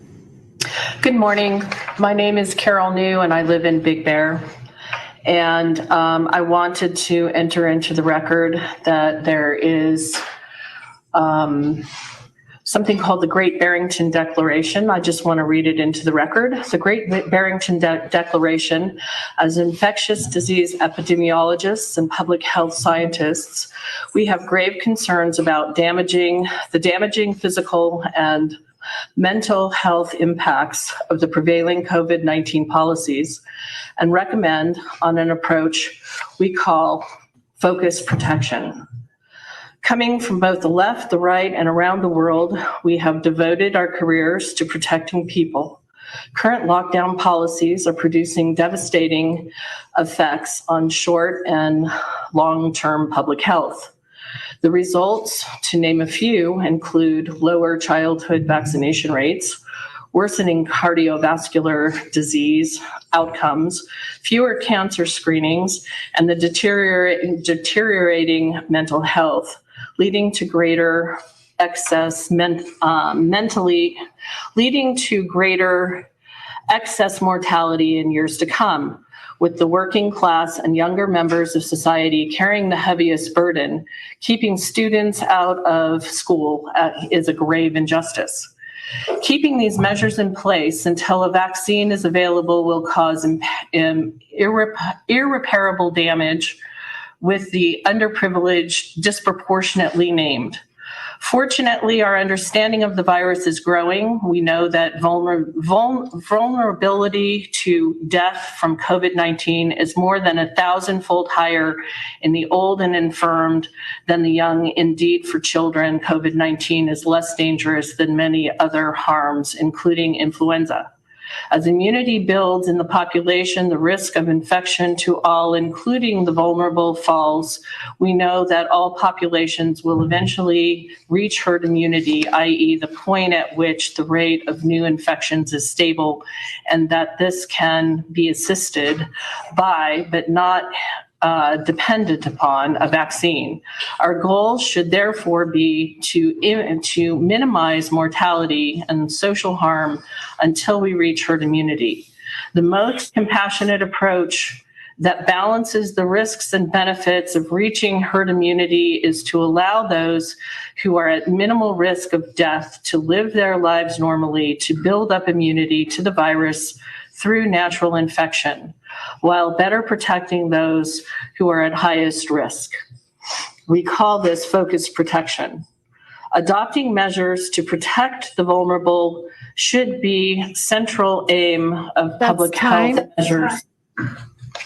Thank you for your comments. That's all I request to speak on the consent agenda items. We have a motion and a second, minus on items 2 through 78. Minus number 38, we're going to help for a separate presentation. Can we have a roll call vote, please?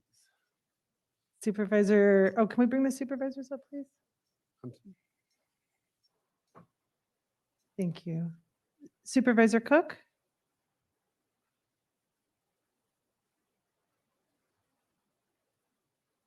Perhaps we'll come back to Supervisor Cook. Supervisor Rutherford? Aye. Supervisor Rao? Yes. Supervisor Hagman? Aye. Supervisor Baca? Aye. Supervisor Cook?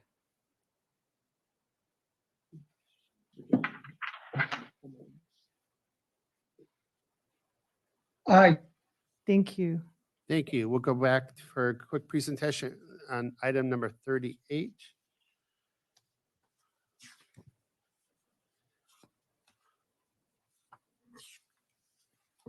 Thank you, Terry. I forgot who's presenting.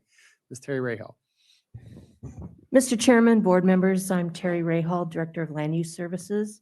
And just like to give you a brief overview of item 38.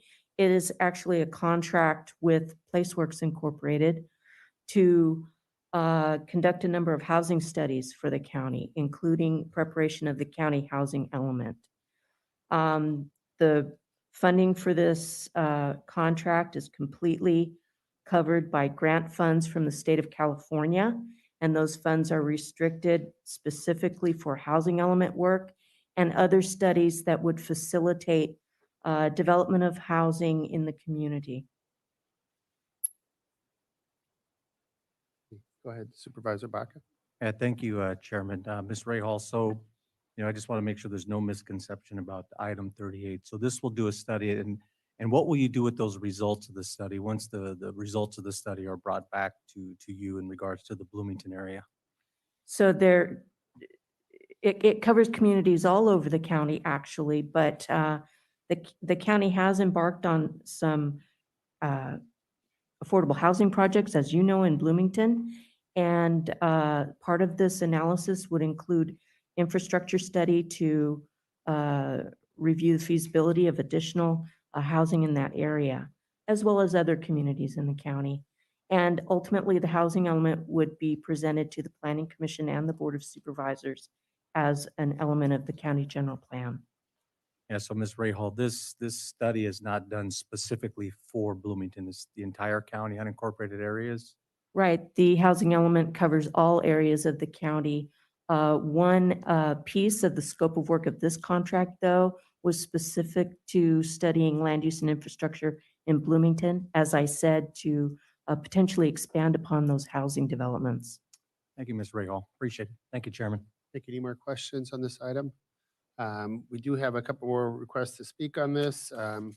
Mr. Green, Jeff Green, then Maribel Nunez, and then Anna Gonzalez. So Mr. Green.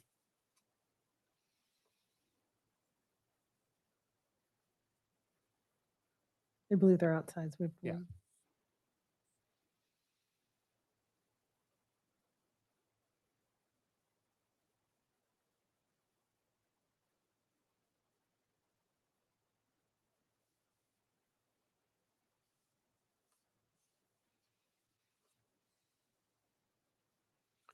Or Mr. Sorry, I was on the other side.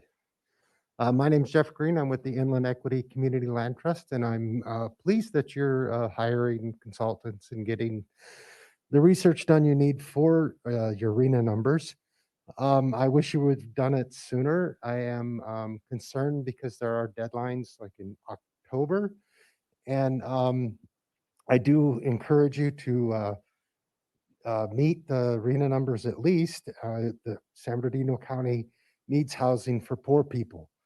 The wages in this county don't support building, large communities for people that are priced out of Orange County and Los Angeles. People that live here now are very crowded in very small places, and we need to develop housing that poor people can afford to live in.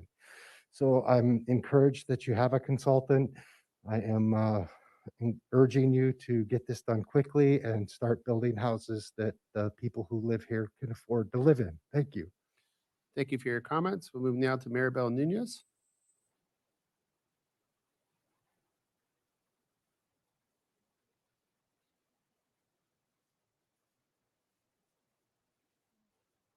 Hello, can you hear me? Yes.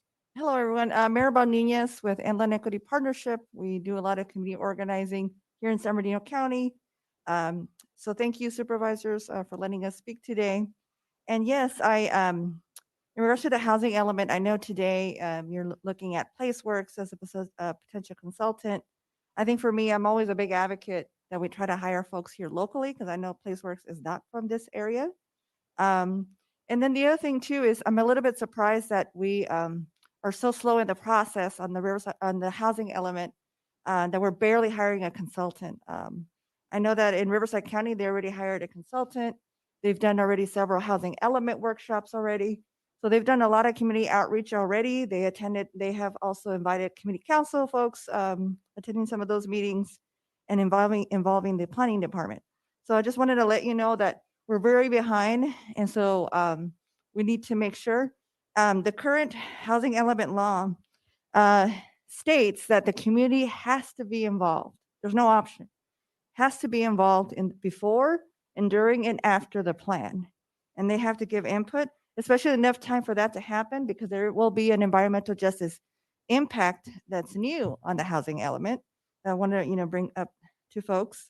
And so, looking at the SCAG and the total regional housing needs assessment numbers, Riverside County has to meet and zone for 8,824. And we are targeting low income communities, very low income. So out of the total RENA, you have to be able to zone 3,531. So we've got a long way to go to make sure we meet those numbers. And I know that we want to be part of the process of helping with the zoning, the site recommendations, and the policy recommendations that come. So I look forward to working whoever you're going to hire as a consultant, but definitely see us as a resource. And then when we think about affordable housing, we shouldn't just be thinking about apartments, right? I know we're thinking about just zoning policy recommendations, but thinking of not-for-profit ways, permanent affordability housing, like community land trust or condos or what have you. So it's important that we think about housing. I mean, you had a beautiful presentation about equity. We have to make sure that you don't have to be rich to be able to afford homes, and that we zone for affordable housing. And that if you look at, a lot of you all know how, suburbia started with in Levittown in Pennsylvania. They built community wealth that generated generation to generation by building homes. But then we saw a lot of discrimination in Chicago with the Cabrini projects. There were just apartments and people lived in poverty. So we have to, when we think about equity, think about the housing element that is equitable and how we're thinking about housing and that it's for everybody. And we're thinking about, and we want to be able to make sure that we know that what the outreach is going to look like in the public participation. Thank you so much. Thank you for your comments. Ms. Ana Gonzalez.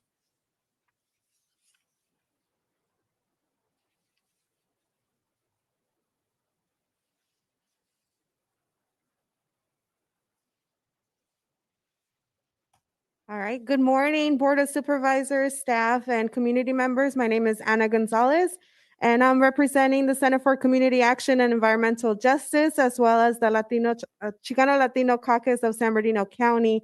I am here to speak about the housing element since we're a little behind, and the county is not the only one. A lot of our cities around the county are very behind on the housing element.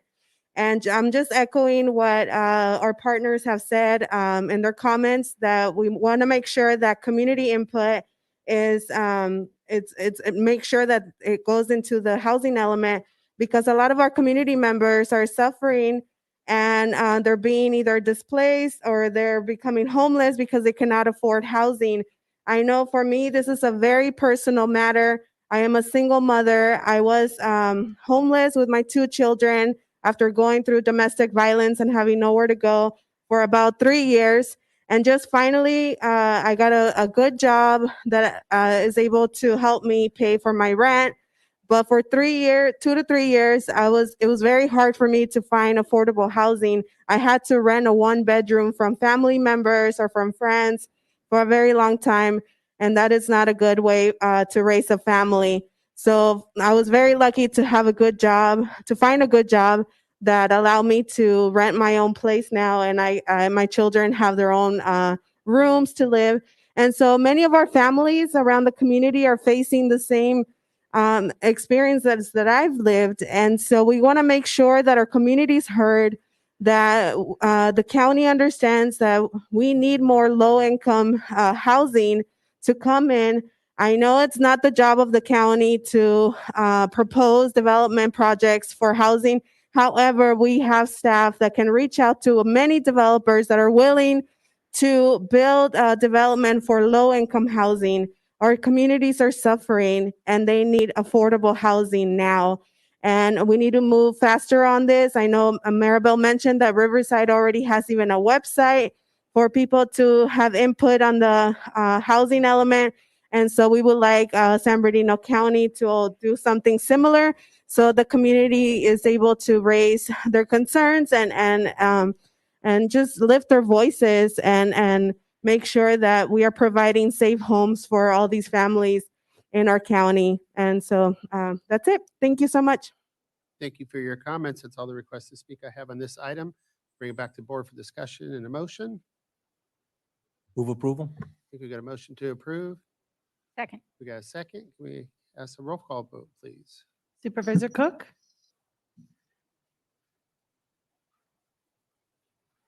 Paul, I think you're muted. Can you try again?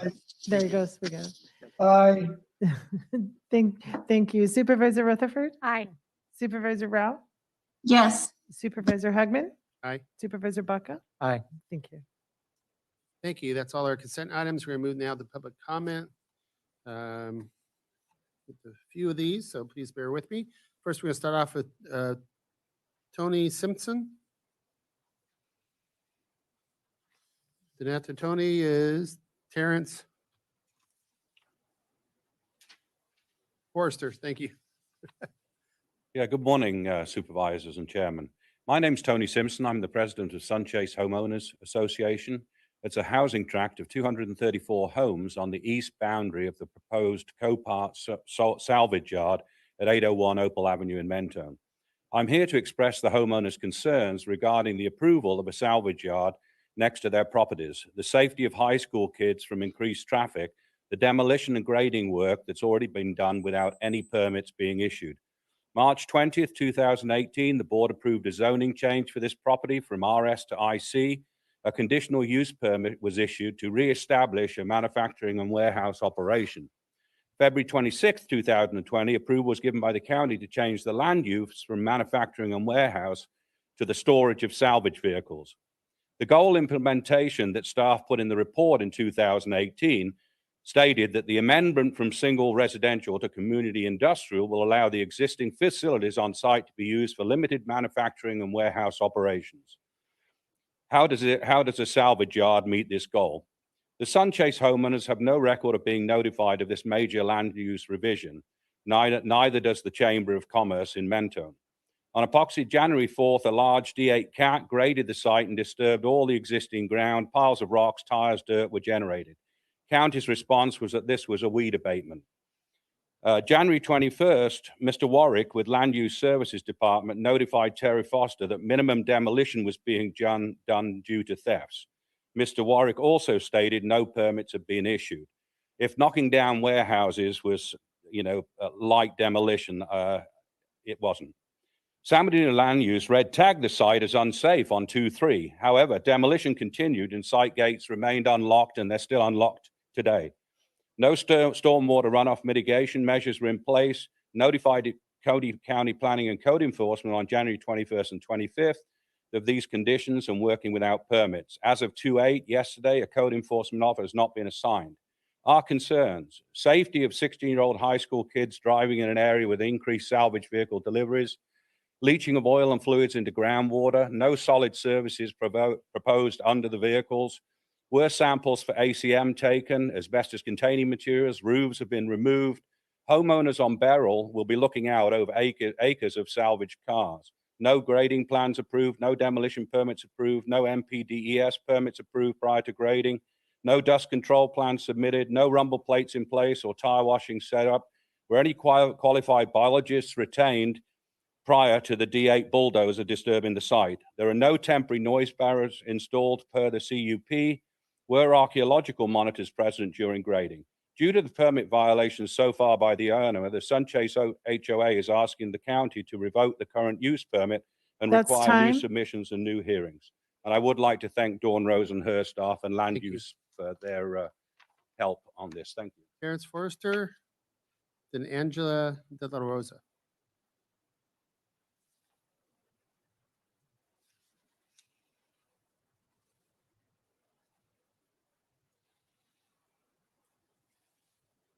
Well, thank you. I gave to your clerk earlier this morning packets that summarize the concerns of the residents, particularly in Sunchase homes. And also it has in there their objections on a signed petition to Copart facility coming in there. My wife and I have been residents for Sunchase since 1989, and we live in a really lovely neighborhood. And further, $650,000 homes are just built within 1 mile of Sunchase, and I'm sure they haven't been informed of any auction facility moving in. And frankly, an auction facility, and I've been to many of them because I do repair work on old vehicles at times, is going to be a blight to our community. And it's frankly a junkyard for cars, however you want to say it. I've attached photos in the information packet of the Colton facility, which is right in an industrial area, and it's not immediately located near any homes or a high school. The facility that's planned for Mentone is right across from Redlands East Valley High School. It's within 100 feet of a high school. And I don't know why it had to be there when there's plenty of land north of there. And I want to draw your attention to the East Valley Plan enacted in 2007 by the county, which provides a guideline for construction of businesses. And although Mentone isn't in this plan technically, it's 1 mile away within the sphere of influence. And the Valley Plan prohibits the following: contractor storage yards, auto wrecking, junk yards, salvage yards, and recycling centers. Further, under the general plan, goal LU-1, any facilities must be compatible with the existing developments. And there's no way that this site is compatible with businesses to the southwest, which include P&R Paper, as well as the residential community. Then further under conditions, under the conditional use permit, it states that there would be no offensive or objectionable odor, no emission of dirt, dust, fly ash, and other forms of particulate matter, and no emission of toxic, noxious, or corrosive fumes of gases. That's already been violated through the demolition of the buildings that's occurred illegally on site, as well as the grading on the site. And so I'm asking also board of supervisors to really look at whether permit should be continued for this site, particularly when forklift trucks are going to be lifting up cars that are going to break the underside of the car, resulting in leaching of oil, gas, transmission fluid into the ground. And please reconsider and listen to the voices of the people. And there's no one that I've talked to that wants anything to do with this auction yard in Mentone. Thank you. Thank you for your comments. Angela. Yes, Giuseppe De La Rosa. Thank you. And then Rosalina Nava.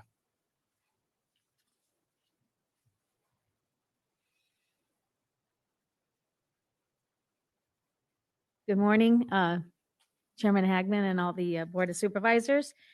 My name is Angela Grisafi De La Rosa. I'm a representative for the Mentone Chamber of Commerce, P.O. Box 246, Mentone, California, 92359. The chairman of the chamber submitted a letter in the packet that the Sunchase Homeowners Association submitted today. So I'll be brief. We have our information in there, and I hope that it'll be thoroughly read. The Mentone Chamber of Commerce, our Mentone Area Community Association, and our Community of Mentone Empowered Together are three very active entities in our community. We've worked so hard and diligently for years with the county, and we want to keep our quality of life for the citizens.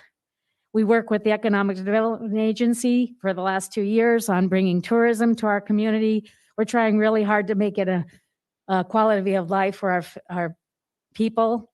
We have art projects going. We have a film festival. We have so many things to be proud of that the county hopefully is proud of as well. This Copac auction salvage yard is not supported by the Chamber of Commerce or any of our other advocates. Sunchase Homeowners Association has many signatures in their packets showing that the residents do not approve of it in the Sunchase area. It's just too close to this housing development, and like they mentioned, across the street from our Mentone High School. We asked the board to support a reverse of any decisions or approvals of this auction site. This project does not increase the goal of Mentone to have a quality of life and make the unincorporated area within this wonderful county of San Bernardino a gem that could be really good for everybody. So we ask you to really look at this package that they've sent in and reconsider. Thank you. Thank you for your comments. Rosalina Nava. And Ms. Jane Hunt Rubel.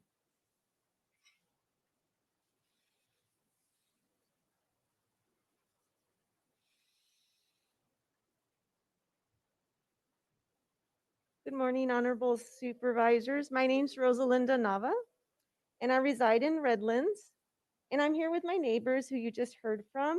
They live in Mentone and I live in Redlands, right on the border, about 1,500 feet from Coparts, where the projected operation is slated to go. I actually have been working in public health for the last 30 years. The last 20 of years I spent on environmental justice, and this is a classic kind of case that I've seen where the public has been kind of left out of what we call an environmental impact report and sharing that information. So at 801 Opal Avenue, where a salvaged car liquidation center is going to be going, I actually live 1.5 blocks from there, so I can kind of see it from my front yard. But like you heard from my neighbors, they're kind of on the other side. So within a 1,500 radius, you have Redlands East Valley High School, which is across the street from my house. And then you have lots of other residential single family homes.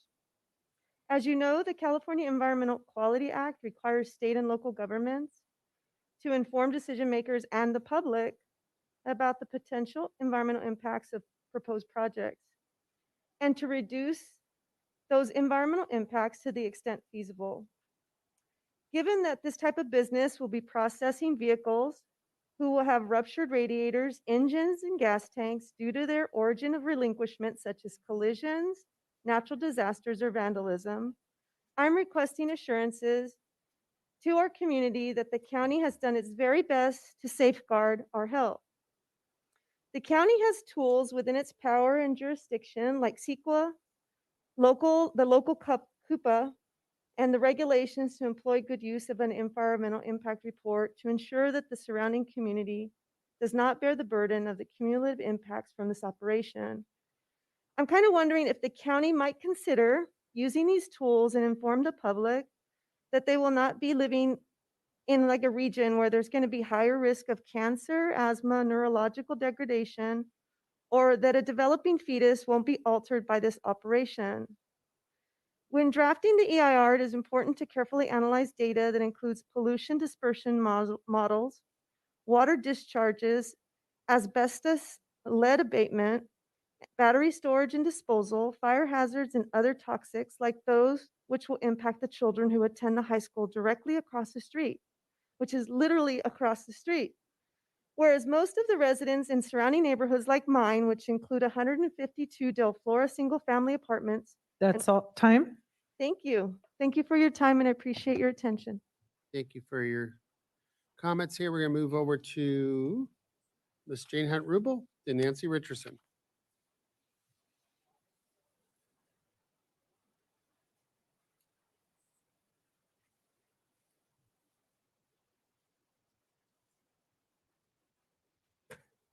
I don't know if it's morning or afternoon yet, but good morning, good day, board members. Yes, I'd like to talk about the usual of public safety, but also community safety. My major concern lately has been street racing out in our community, and I know it's all over, but especially up Cajon Boulevard and through our streets. A couple of weekends ago, it was on a Sunday, and I heard all these ATVs, and now we got dune buggies going around in our neighborhood, and they're really loud and they're noisy, and there was about 30 of them going up June Street, and I freaked out. I was running inside my house to phone the highway patrol because this is unacceptable. And they go through the stop signs and they're speeding. And but somebody beat me to it. A few minutes after these idiots had passed, going up June Street, I heard a whoop, whoop, and it was the highway patrol, San Bernardino City Police, and I think there was a San Bernardino County Sheriff. And I was going out there, yay. And it was real quiet this weekend, but I don't know how long that's going to last. But anyway, I'd also like to comment on the community action guides because I'm really disgusted what's going on in our community along Cajon Boulevard from California Street up to Cimarron Ranch. And because lately they've just been approving all these to do with trucks, and it's really ugly. On the corner of my street, before it hits Cajon, on both sides of 2nd Avenue and Cajon, there are now truck related, and I don't know how they got there though, but I'm getting fed up with it because they're junkyards basically, and I'm getting tired of looking at that in our community. Probably they air pollute too when they stop there's truck facilities, repair shops, I guess, and people storing their trucks there. And I just think there's some other better use along Cajon Boulevard because it's right next to Route 66. I'd like to see it be beautified again and maybe have nurseries. That'd be much better than what's going on now because it's just got out of control. So, and I went to the Planning Commission hearing last week, and they're going to have a public workshop on it because I was really excited because it was concerning light pollution, trespassing of glaring, and I was all for, because I've been for years trying to get that passed. So, but they're going to have another public workshop on it, and I hope it passes on to you guys and you approve That's time. it. Thank you very much. Thank you for your comments. Ms. Nancy Richardson to Douglas Hauser.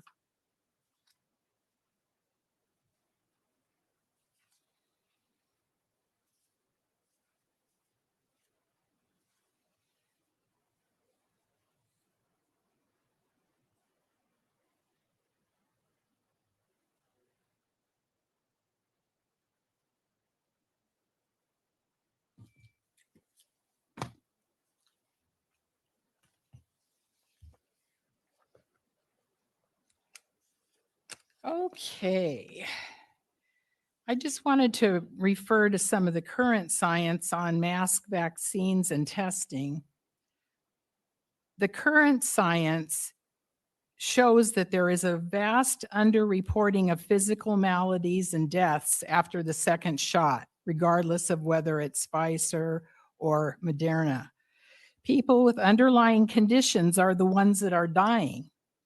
I have case after case I could share with ID numbers, et cetera, and their causes of death. Instead of encouraging people with underlying conditions to get the vaccine, we really should be not. I think we're going to see a lot of deaths after the fact here. Vaccines should never be mandatory. COVID-19 is not a death sentence. Even the mutations are acknowledged to not be more deadly, even if more contagious. Recently, vax subjects test positive, so getting the vaccine doesn't mean you won't test positive. Still, you have to wear a mask and you can still get sick. What is the point? We need answers on the reliability of the testing also. I have an article here by CBS CBS, which typically doesn't share this kind of information, but it's called Asleep at the $1 Billion COVID Lab, and there's a whistleblower that exposed a complete lack of accountability, falling asleep while the testing was going on, swabs in the restroom. The PCR cycles are not being able to be stated. So we need to keep in mind that a lot of the science you guys keep talking about is old science, not new science. Then we also have 20 reasons that mandatory face masks are unsafe, ineffective, and immoral. And this is just a current study that just came out. It says teeth, deformities, acne, increased risk of COVID-19, bacterial pneumonia. Remember, Dr. Fauci wrote a paper on the Spanish flu in the early 1900s, and it turns out that masks caused a lot of the upper respiratory problems, and he proved that in his paper. Now, all of a sudden, he flip-flopped again. Toxic carcinogens in the mask, psychologically harmful. Masks are not uniform. There was a guy recently that painted his mask on his face, went into probably was a Costco or whatever, and nobody said a word because he had a mask on. It's total control. It has nothing to do with a virus. They're unsanitary. I've seen all the mask wearers in here keep touching their face. Thank you very much, Ms. Douglas. Mr. Douglas Hauser.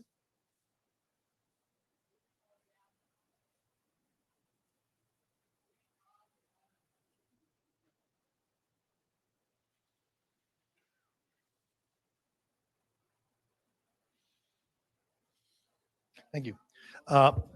First, I want to encourage the board to continue to aggressively push to allow businesses to open. As we all know, businesses of all kinds have been begging to open.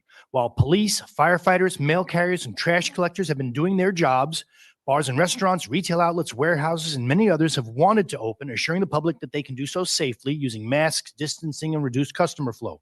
But strangely, there's one type of establishment that has been arguing that they must stay closed. I'm talking about the government-run schools whose owners and operators, the teachers union, insists on all sorts of demands before they will return to work. Vaccinations for all is just the most recent of their conditions. Before there even was a vaccine, they wanted lawyers for illegals, defunding of police, and a host of leftist demands that have nothing to do with education. And we know why. Because they're holding our kids' education hostage because they get paid whether they go to work or not, and even whether they do a good job or not. And we know this is because of the teachers' union, not the teachers themselves, most of whom love our kids and want to go back to work.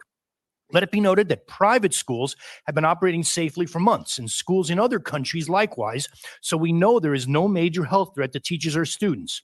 The school closings have opened parents' eyes to another problem. Our kids are not getting a quality education. Everyone is realizing that kids can't read, can't do math, know nothing of civics, nothing of geography, nothing of history except slavery, nothing of science except global warming. California in particular ranks near the bottom of all 50 states in academic achievement, in spite of a budget that has more than tripled since 1990. Again, this problem is caused by the teachers' union, not the teachers. There's only one solution to this problem, and that is school choice. The California School Choice Foundation has a plan which will improve education for every child in our state without costing taxpayers one extra penny. I encourage the board, as well as everyone listening, to go to their website, www.californiaschoolchoice.org, for more details. But briefly, their plan is to take existing Prop 98 funding, which is upwards of $12,500 per student, and allow all parents to access that money to use for tuition at any accredited charter, private, parochial, or government-run school the parents choosing. This sum, again, around $12,500 per year, would allow every parent in California to be able to afford private school for their children if they wish. Any unspent funds would remain in the child's education savings account and accumulate over the years to become the student's college fund or be available for accredited vocational training. Private schools and homeschoolers who access these funds would be protected from government intrusion into their curricula and other procedures, thus ensuring true choice for parents. Many studies have shown that competition for students and the money that goes with them actually improves the performance of even the government-run schools, and all parents should have the ability and the right to decide what is best for their children. Again, I encourage everyone to go to www.californiaschoolchoice.org for more info, to sign their pre-petition Thank you statement of very much for your support, comments. and to volunteer for help in the Jay Hauser, then Paul Carey.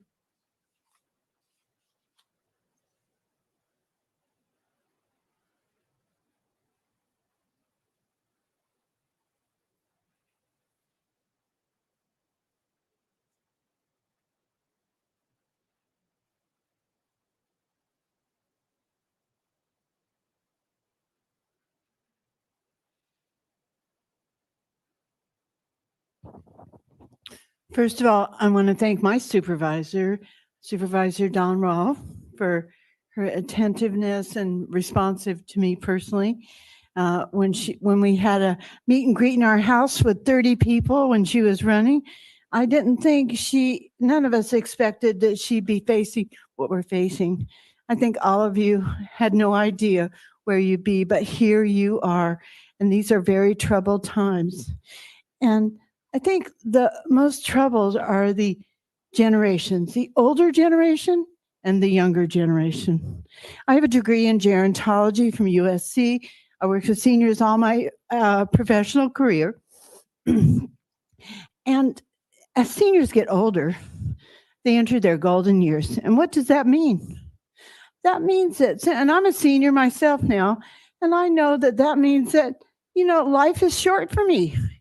If I kick the bucket tomorrow, nobody would say, oh, she was so young. They won't say that.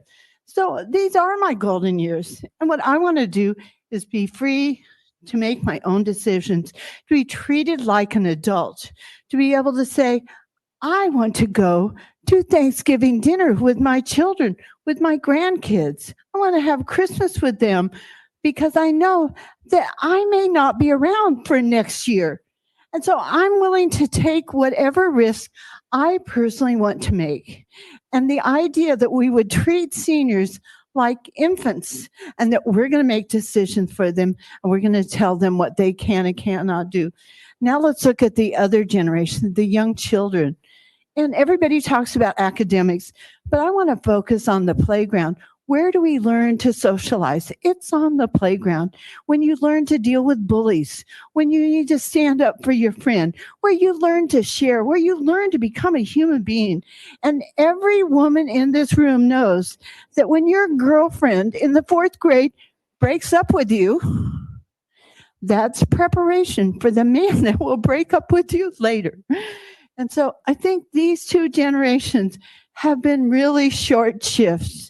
They have not been accommodated in the way that is best for our society and those groups. Thank you.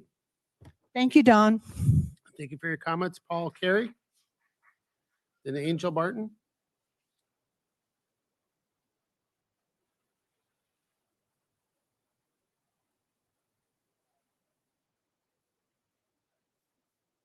Good morning. Morning.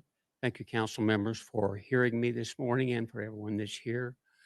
I've really enjoyed the prayer.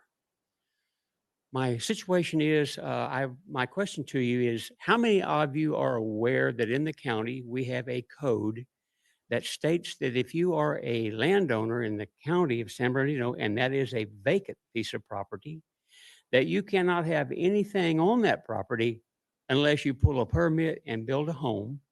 And then if you wish to have any other outbuildings, then you can apply for permits. But other than that, you'd have to build a home and have the permit just to have anything on that property. As a taxpayer, I feel that is wrong to begin with, and they fine you and they continue to fine you. My fine's up to about $1,250. My request for your approval is to strike that off the books. I would also like to know what group of council members put this into effect and when it was done. So far, code enforcement has not been able, after several requests, they haven't been able to find out that information. So the only thing I'm asking is just get it off the books, because I'm certain that there are many landowners in the county of San Bernardino that are not even aware of this. Besides, it's pretty simple that this is nothing but communism. I mean, you can't have anything on your property that you pay taxes on unless you build a home on it. So the only thing I'm asking is you'll strike this off the books. I thank you for hearing me this morning. Thank you, sir, for your comments. Angel Martin?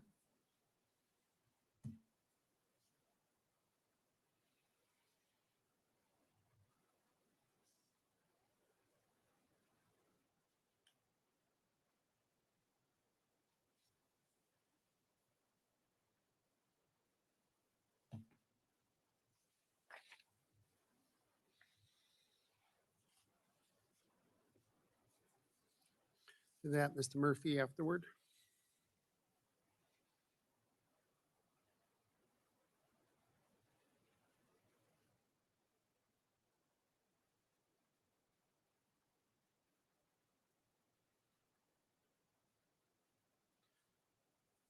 Angel Martin?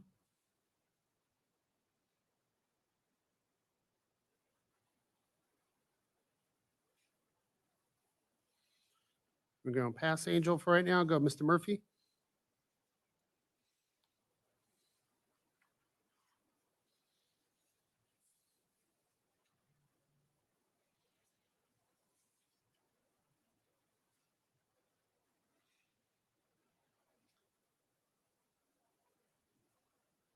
My colleagues and I, Chad Keel and Natalie Zook will speak after me. We want to address 4 concerns today: the board's response to Measure K, Measure J, the FP5 special tax, and the threat posed by the county's pension debt. As an organization dedicated to big-hearted communities and small government, the Red Burn Group has been concerned about the expanding size, scope, and performance of San Bernardino County government. In November of 2017, our organization sponsored the Leadership Accountability Initiative. The intent of this initiative was to ensure elected leadership adhered to the county's charter and begin to exercise fiscal discipline with respect to overall budget and head count. Our reward for exercising our rights was to be dragged into court by the board. So as a strategy, the Leadership Accountability Initiative was then broken down in component parts and resubmitted in a variety of iterations. Again, the county sued on 10 different submissions. Just 2 were required the required ballot title and summary. The 2 initiatives the board allowed covered 2 topics: supervisor compensation and term limits. Fast forward to November 2020, on the strength of 70,000 signatures, Measure K was presented to county voters and approved by a supermajority of those voters. What were the components of Measure K? Term limits and supervisor compensation.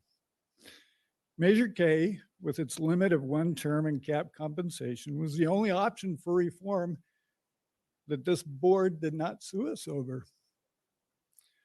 How did the board respond to the success of Measure K? Rather than acknowledge the supermajority vote and take a leadership role to implement K, this board again chose to go to the law, effectively using taxpayer resources against them. This is both bad leadership and bad politics. From the perspective of the voters, this board is simply rubber stamping the direction given to them by county bureaucrats. And I'm going to cease my comments then, and hopefully on your list, Mr. Chad Keel should be the next speaker. Yes, thank you, Mr. Murphy. We have the order you requested, Mr. Chad Keel, and then Natalie Zirk.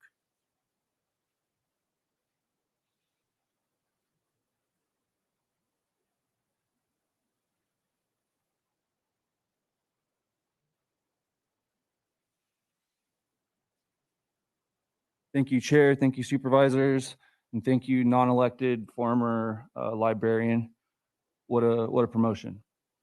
On the strength of just 5 politician signatures, Measure J was placed on the last November's ballot to compete with Measure K. It lost by a huge margin, and none of this measure is valid, and your attorneys know this. Continuing to pay yourselves in accordance with the measures amounts to theft and funds belonging to the citizens of this county. The California Constitution also states, no local government may impose, extend, or increase any special tax unless and until that tax is submitted to the electorate and approved by a 2/3 vote. Given this language, why are nearly 1/2 of county residents paying a special tax they never approved by a 2/3 vote? Everyone in this room knows the tax was imposed in violation of Article 13C of the Constitution. How is this acceptable? How can you sit there and be called county supervisors while you allow our California Constitution to be disregarded and the people you represent to be exploited? Do the right thing. This tax was imposed by and can be done away by your board. How can you convene in secret session and unanimously vote to give $65 million in legal settlements to your campaign contributors? The optics are awful, and especially when there was knowledge you would have to vote on this matter when accepting campaign funds. Elected supervisors ought to recuse themselves in any situation where an appearance of conflict exists. Special interest exists. Recuse yourself. That's a standard being a county board supervisor. We invite you to reset your goals moving forward, stopping the county's continued abuse of the legal system to block the express will of the county voters, talking about Measure K there, stopping the unconstrained and overexpanding growth in the size of compensation of the county bureaucracy, and stop the pending failure of the county's pension fund and the use of billions from this fund to fund other countries to compete with ours. Thank you very much. Natalie Zirk.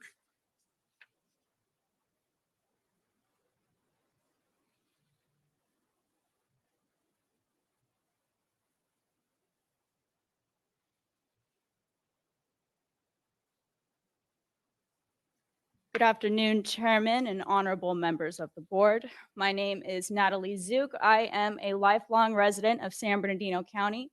I am employed by the Red Brennan Group, and I am here on behalf of the 516,000 San Bernardino County voters who voted in favor of Measure K and would like to see it through. The Red Brennan Group will work with anyone for the benefit of this county in good faith. But you can expect us absent a showing of good faith and cooperation from yourselves, which we invite you to vigorously defend Measure K on behalf of the 66% of county voters that approved this measure, a tax that we shouldn't have to do, yet unfortunately, we're here to speak about today. In accordance with California Elections Code, Measure K won, therefore Measure J should have no effect, and we will aggressively defend this position in court. The repeal of the FP5 special tax will once again be placed and submitted to voters on the March 2022 ballot as well. And finally, the Red Brennan Group will support any candidate, and we have been approached by many candidates so far. I'm actually pretty excited about it, for the 2022 County Supervisors election that is willing to serve in accordance with the terms set forth under Measure K, and to forswear contributions from special interests in an effort to build trust in the political system within the county, shown by actions rather than words. We seek to deliver the best government to the county citizens for no more than the true cost of providing that product, with the leftover balance being used creatively to benefit this county's citizens rather than its governing elite. Lead on Measure K, lead on Measure J, lead on the FP5 tax repeal, and finally, exercise leadership on the county pension fund and stop hiring your friends who have no CEO background whatsoever to serve as the CEOs of very important positions within our county. Thank you. Thank you for your comments. We're going to move on to Faraz Riza. I'm sorry if I'm not pronounced that correctly. Faraz Rizu. Then Gabriela Mendez.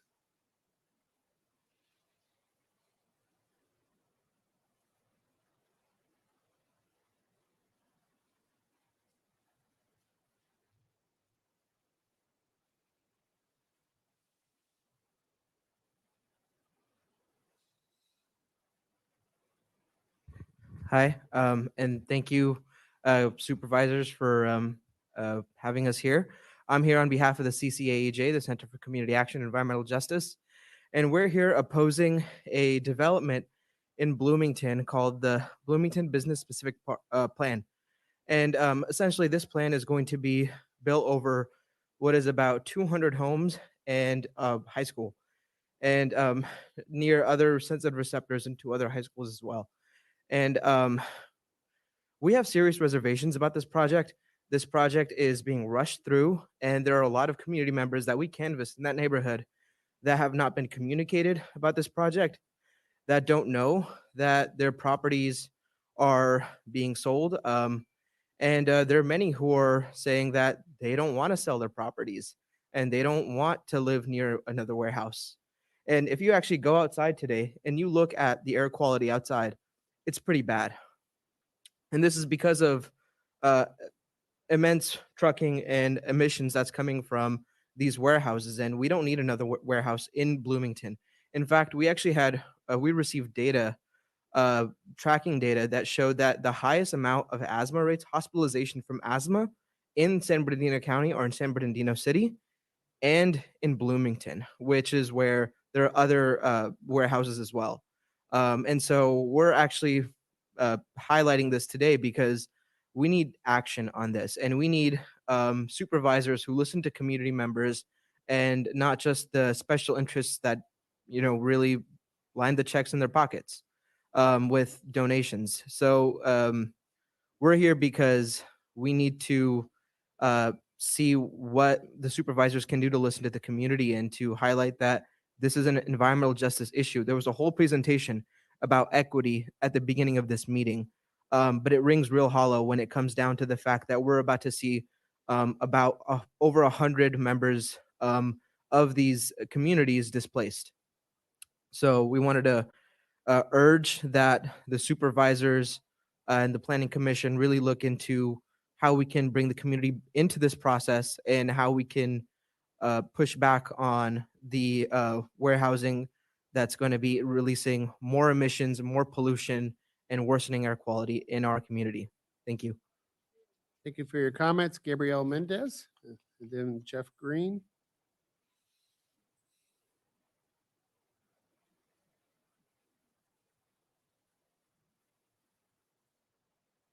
Hello, I'm Gabriela, and I would like to mention that a lot of eyes are on the housing elements and on affordable housing. So I'm really happy that that was talked about today, and I'm really looking forward to seeing that being implemented further with community guidance. I am also against the Bloomington Business Specific Plan. I am here because this plan is going to be very harmful to our communities. There's going to be unmeasurable levels of pollution that these students are going to deal with, right? So in a sense, if you're saying yes to this project, you're saying yes to dumping pollution on 2 elementary schools and a high school that is right on the outskirts of this project. We do not stand for this. We really hope that you guys don't either. I know, Janice, you're on the AQMD board, right? I know that you care about our air quality. I know one of you earlier mentioned that we want to, that this is so beautiful, right? The San Bernardino County mountains are beautiful, and some folks took a trip over here, right? So we want to make sure that we preserve our communities, our earth. We're in a climate crisis, right? Right now is not the time to be taking a passenger seat on a development, right? We need to take bold action, guys. Like, this is so serious. And without our climate being okay, without our people being okay, there is no room for economic growth. I just want to be here to remind you all of that. And I'm sure you know, I know you guys hear from us a lot, but I just came here because as a person who lives in these communities, I'm here because I canvassed Bloomington myself. I talked to the residents myself, and I know that a lot of folks are not okay with this. So I really encourage y'all to do more, outreach to residents or whoever you may want to be talking to, right? But I really encourage this because you guys cannot make these decisions without hearing from them first. Your community is counting on you, and thank you so much for your consideration. Sorry for the rush. I was eating outside, so I'm trying to catch my breath as I talk. Thank you so much. Good job getting in. Jeff Green, then Maribel Nunez.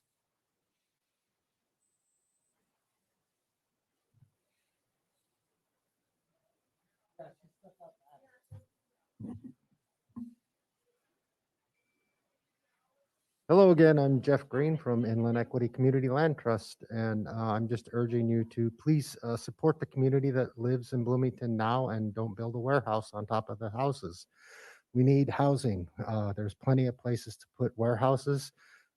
People live there now, and really focus on making more spaces for people to live. San Bernardino has a housing crisis like the rest of the state, and poor people need a place to live. So please don't build a warehouse. Leave the people the homes that they have. Thank you. Thank you for your comments. Maribel Nunez. Then Shane Yesus.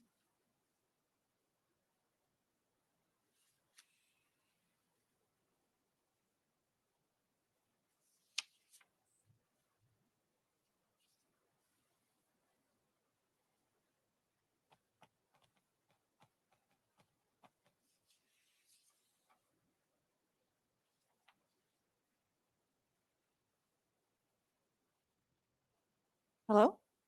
Hello. Hi, everyone. Maribel Nunez again with Inland Equity Partnership. And thank you for allowing me to speak today. And I wanted to speak in regards to the Bloomington Business Park Specific Plan, to say no to that proposal. And excuse me, I'm losing out of breath here. So we're looking at the 213 acres of land.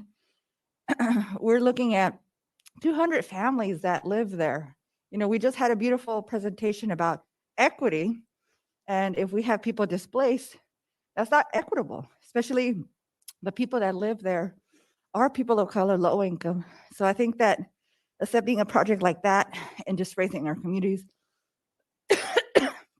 is not a good idea for sure. And so I do ask that you please don't support this project.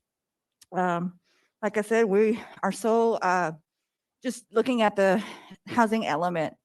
On the fifth cycle, there was about 15 affordable housing units, the very low income, and then jumping up to 3,000. Doing this project will get you even more behind in regards to how we're zoning and how we're thinking about families. So I do ask to please don't support this project. Thank you so much. Thank you for your comment. Shane Isis. Then Alma Marquez.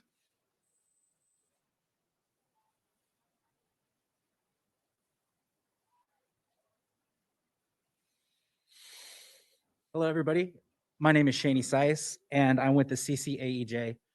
And I'm not going to rehash some of the sim points that my colleagues have, but I'm going to be very clear in saying that this business plan in Bloomington endangers hundreds of families that I personally walked the streets, half of which were unaware of this happening. Now, I understand that economical growth is necessary, especially in this day and time, but we need to invest in the people over profit. We need to invest in the people who make up this diverse community and not think about these warehouses that are going to destroy these families that live so close. This weekend I went and I canvassed the area, and it was very sad to see how many people were unaware and not willing to sell their homes in this great community. So I'd like you just to take a minute to think about all of the devastation that this project will bring if you let it go, because we are in a climate crisis, and this is doing nothing but increasing pollution in a city that has one of the highest air pollution rates in our country. Thank you. Thank you for your comments. Alma Marquez. Then Anna Gonzalez.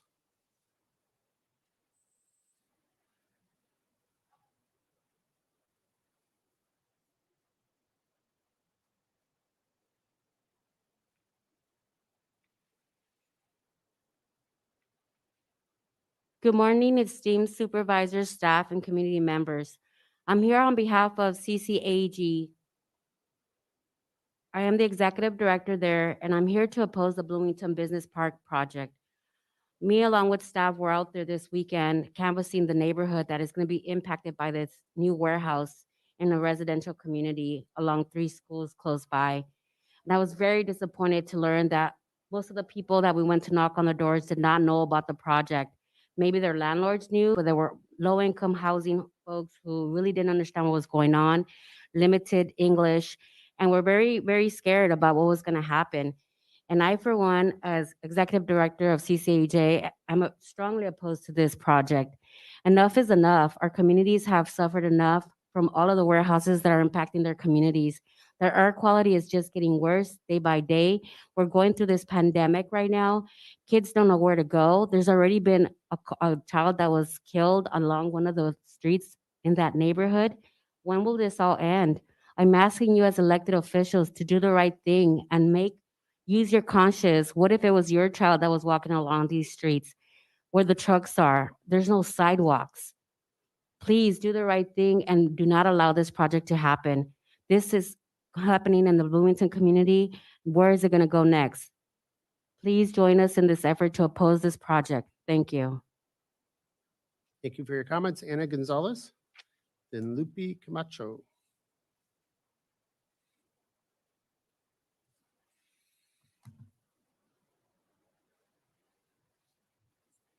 Good morning again, Board of Supervisors, staff, and community members. My name is Ana Gonzalez. I am a mom, a community member of the City of Rialto, and I am the Finance and Admin Director for the Center for Community Action and Environmental Justice. For many years now, I have been advocating against warehouses in our communities, alongside with my neighbors and fellow organizers. I just saw your presentation this morning to dismantle racism from this institution. Can we also address environmental racism? Our communities are breathing the worst air quality in the nation. Our community is dying from COVID because of the lack of health insurance and the need to survive, since the majority are essential workers and they're getting infected by COVID as the day goes by, because a lot of folks work in warehouses and they're getting infected by COVID. Yet here we are again asking this board to oppose another warehouse project. The Bloomington Business Park specific plan is a massive development that will wipe out about 118 homes and some local small businesses. When is it going to be enough? There are 4 schools that will be impacted. Is the Colton Joint Unified School District okay to lose a large student population? Are they okay that warehouses will be across the street from these schools? When will we show our community that we care about their safety, that we care about bringing good paying jobs with benefits? When will we show them that we care about their lungs, their right to just breathe clean air? Clean air is a human right, period. We spoke to residents this weekend. Some didn't even know about the proposed project. Many of them told us they don't want to sell or leave, and some told us that they're being forced to leave. They have nowhere else to go. We have an affordable housing shortage in California. Why are we not building more houses? Why are we building more warehouses? We just received the health report from the California Department of Health, and it showed elevated rates of emergency room visits for asthma, COPD, pneumonia, and bronchitis. And especially it signaled the city of San Bernardino and the city of Bloomington. This should be alarming to you all, especially during this pandemic. And the warehouses and truck pollution will only make it worse. Please listen to the community, the air quality experts, the California Department of Health, who say truck traffic is deadly to our communities. Stand with Bloomington families to say no more warehouses near homes and schools. We deserve better. We have a right to breathe clean air and drink clean water. Enough is enough. Put people over profit now. Stand with the community you promised to serve. Thank you. Thank you for your comments, Lupe Camacho. Then Adonis Gararaza Toledo. Thank you very much, Board of Supervisors, for taking some time to listen to our concerns as residents, as taxpayers. What I'd like to do is to urge that maybe the board could take a step back, maybe stop for a moment and take a look at the concerns that clearly the residents are conveying about the air quality in our cities. I decided to speak on this item because I do know for a fact that we have very bad air quality. I had a colleague, a fellow engineer, no, actually, he was a planner in the city of San Bernardino, who passed away from lung cancer, never smoked a day in his life, just lived in San Bernardino all of his life. So I urge you to please take a step back, listen to the individuals that are speaking out today. They are taxpayers. Once again, I'm going to bring this to the table, and I will continue to bring this to the table because it is extremely important that you understand and that we all realize, and that it keeps getting published, that we are 54. Over half of our community is Latino Hispanic. And those individuals do not generally come into these rooms to discuss their concerns. They trust you. They trust you. And I know they do because I come from that generation. That generation that trusts those elected officials that we voted for Mr. Joe Baca Jr., and glad that he's on the board now. And so because of that trust, we do not feel as a community that we need to be questioning. However, we do ask that you at least take a step back. It doesn't take much to take a step back and take a look and see if maybe the community can actually bring some input and be proactive. Go out, talk to the community. I understand they're low-income individuals. I understand that. That's my community. That's where I live. Bloomington is not very far away from me, and I know that the air quality in our area is very detrimental. It's at a point where it's very detrimental. So please take a moment. Again, after this COVID situation, many of us will be left with existing conditions that we did not have before, present company included. And so we need to be considerate about our air quality. So I leave you with that. Thank you very much. Thank you for your comments. Adonis Garza Toledo. The Najarara Val Soto. Hello, good afternoon. Buenas tardes. My name is Adonis Galarza, community organizer with Center for Community Action and Environmental Justice. I'm here to strongly oppose the Bloomington Business Park specific plan. This plan, will create more harmful emissions near sensitive receptors like schools and nearby homes, causing more pollution for frontline communities already struggling with high levels of particulate matter and other diseases. It will also create low wage jobs that will bring little to no benefits, but also it will lower the standards of living through increasing pollution and truck traffic, negatively impact our communities without added value or benefits to local residents, in violation of environmental justice elements necessary for a general plan. In all honesty, I'm here just to simply ask you to lead with your heart. I think we've all been seeing the influx of warehousing in the Inland Empire. Our most vulnerable communities of color, are suffering the most. Our health is the worst. And I'm here to simply ask you to lead with heart, make the right decisions, take into consideration the people that this is affecting, and the kind of impacts that it's going to bring into our communities. You all just heard the statistics of Bloomington and San Bernardino being the worst in health conditions. So let's take that into consideration when making these decisions and looking to develop our cities. With that being said, thank you so much for listening to the Board of Supervisors, community, and staff. Thank you. Najarara Valdeo Soto.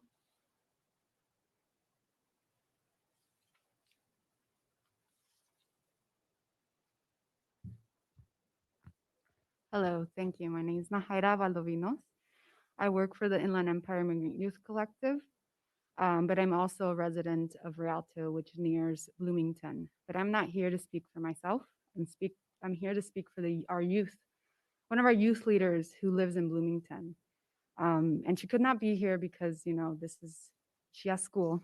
And although it is online, she could not be here, but wished to have her story be told. And I hope you take it into consideration when you're making this decision moving forward. So her name's Daniela.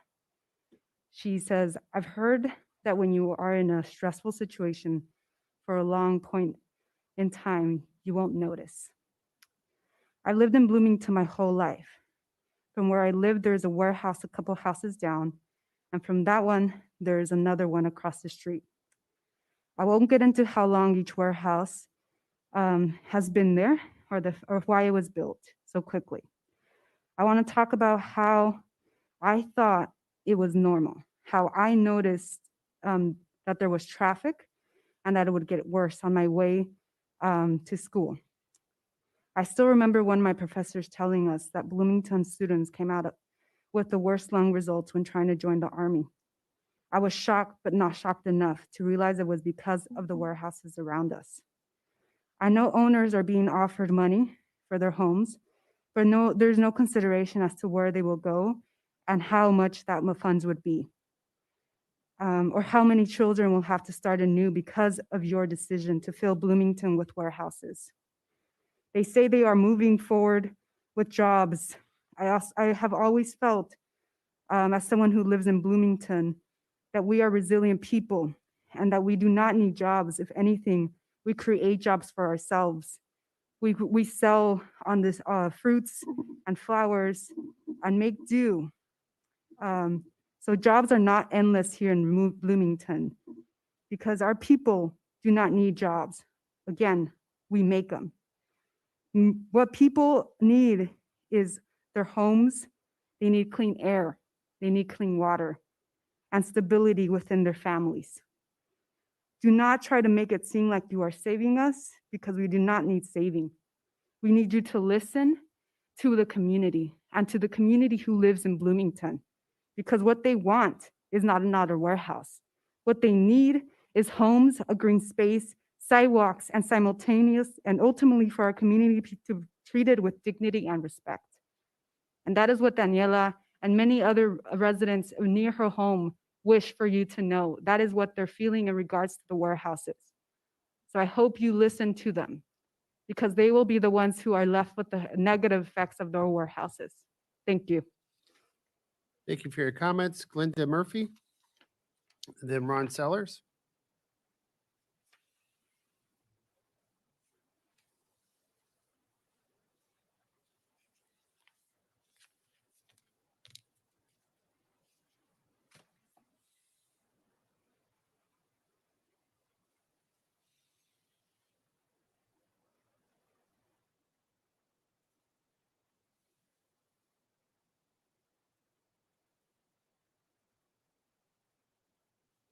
We'll pass Ms. Murphy and go to Ron Sellers.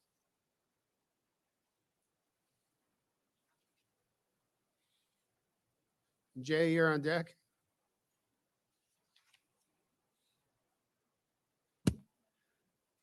Ron Sellers in Highland. I want to comment on the warehouse before I comment on my subject. If we don't have warehouses, where do we get our food? If we don't have warehouses, where do we get our junk food? Maybe we need to push and promote gardens, farm, things we can do ourselves without having to rely upon warehouses to bring our stuff, especially when it comes out of the country. My concern, I passed out some sheets here. Maybe you can't see them. You can't see them on here from here, but the supervisors have copies of it. Some years ago, I came across a paper in this building before it was remodeled. And it talked about what's on the subject material. How to have compassion, knowledge, safer sex, for pride, respect, integrity. That's what it states here on the front, on the big letters. This is not the way we should allow government to promote.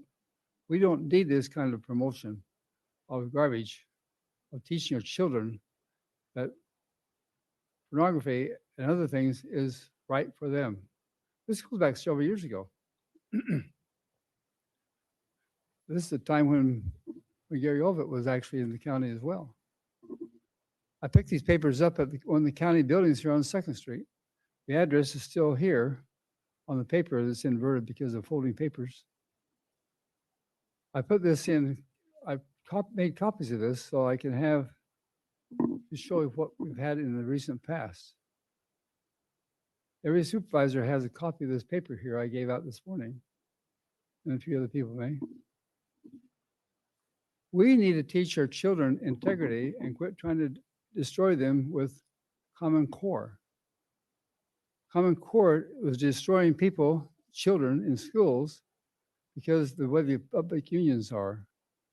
And comments been made before about public unions being bad for the kids. That is definitely true.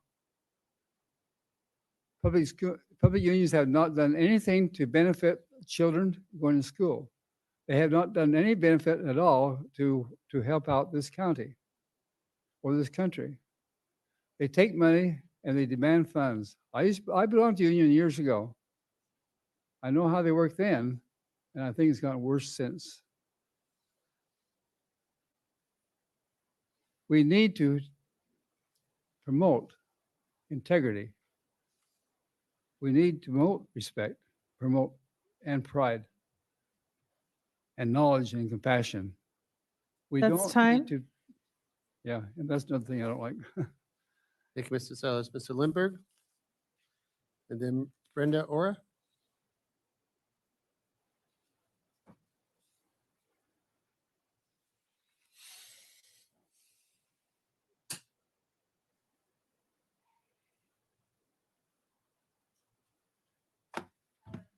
Jay Lindbergh, San Bernardino. A quick note on this COVID mess is I got a call from my healthcare provider yesterday, and she was telling me that you really ought to know what the side effects are, the possible side effects are from these vaccines.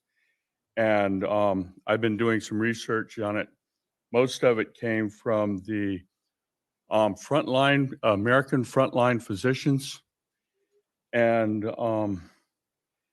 anyway, she told me the risks. And I said, well, it sounds like hydrochloroquine and vitamins would be a much safer alternative. And she agreed. So I said, so where can I get a prescription for hydrochloroquine? And she said, well, you can't get it around here. You're going to have to go through the American frontline physicians to get it. So that's just a word of advice. I'd like to talk to you a little bit about cybersecurity and this voter fraud stuff that we've been hearing about the last couple of months. The type of people that impress me when they're talking about voter fraud are people like that have the sideline background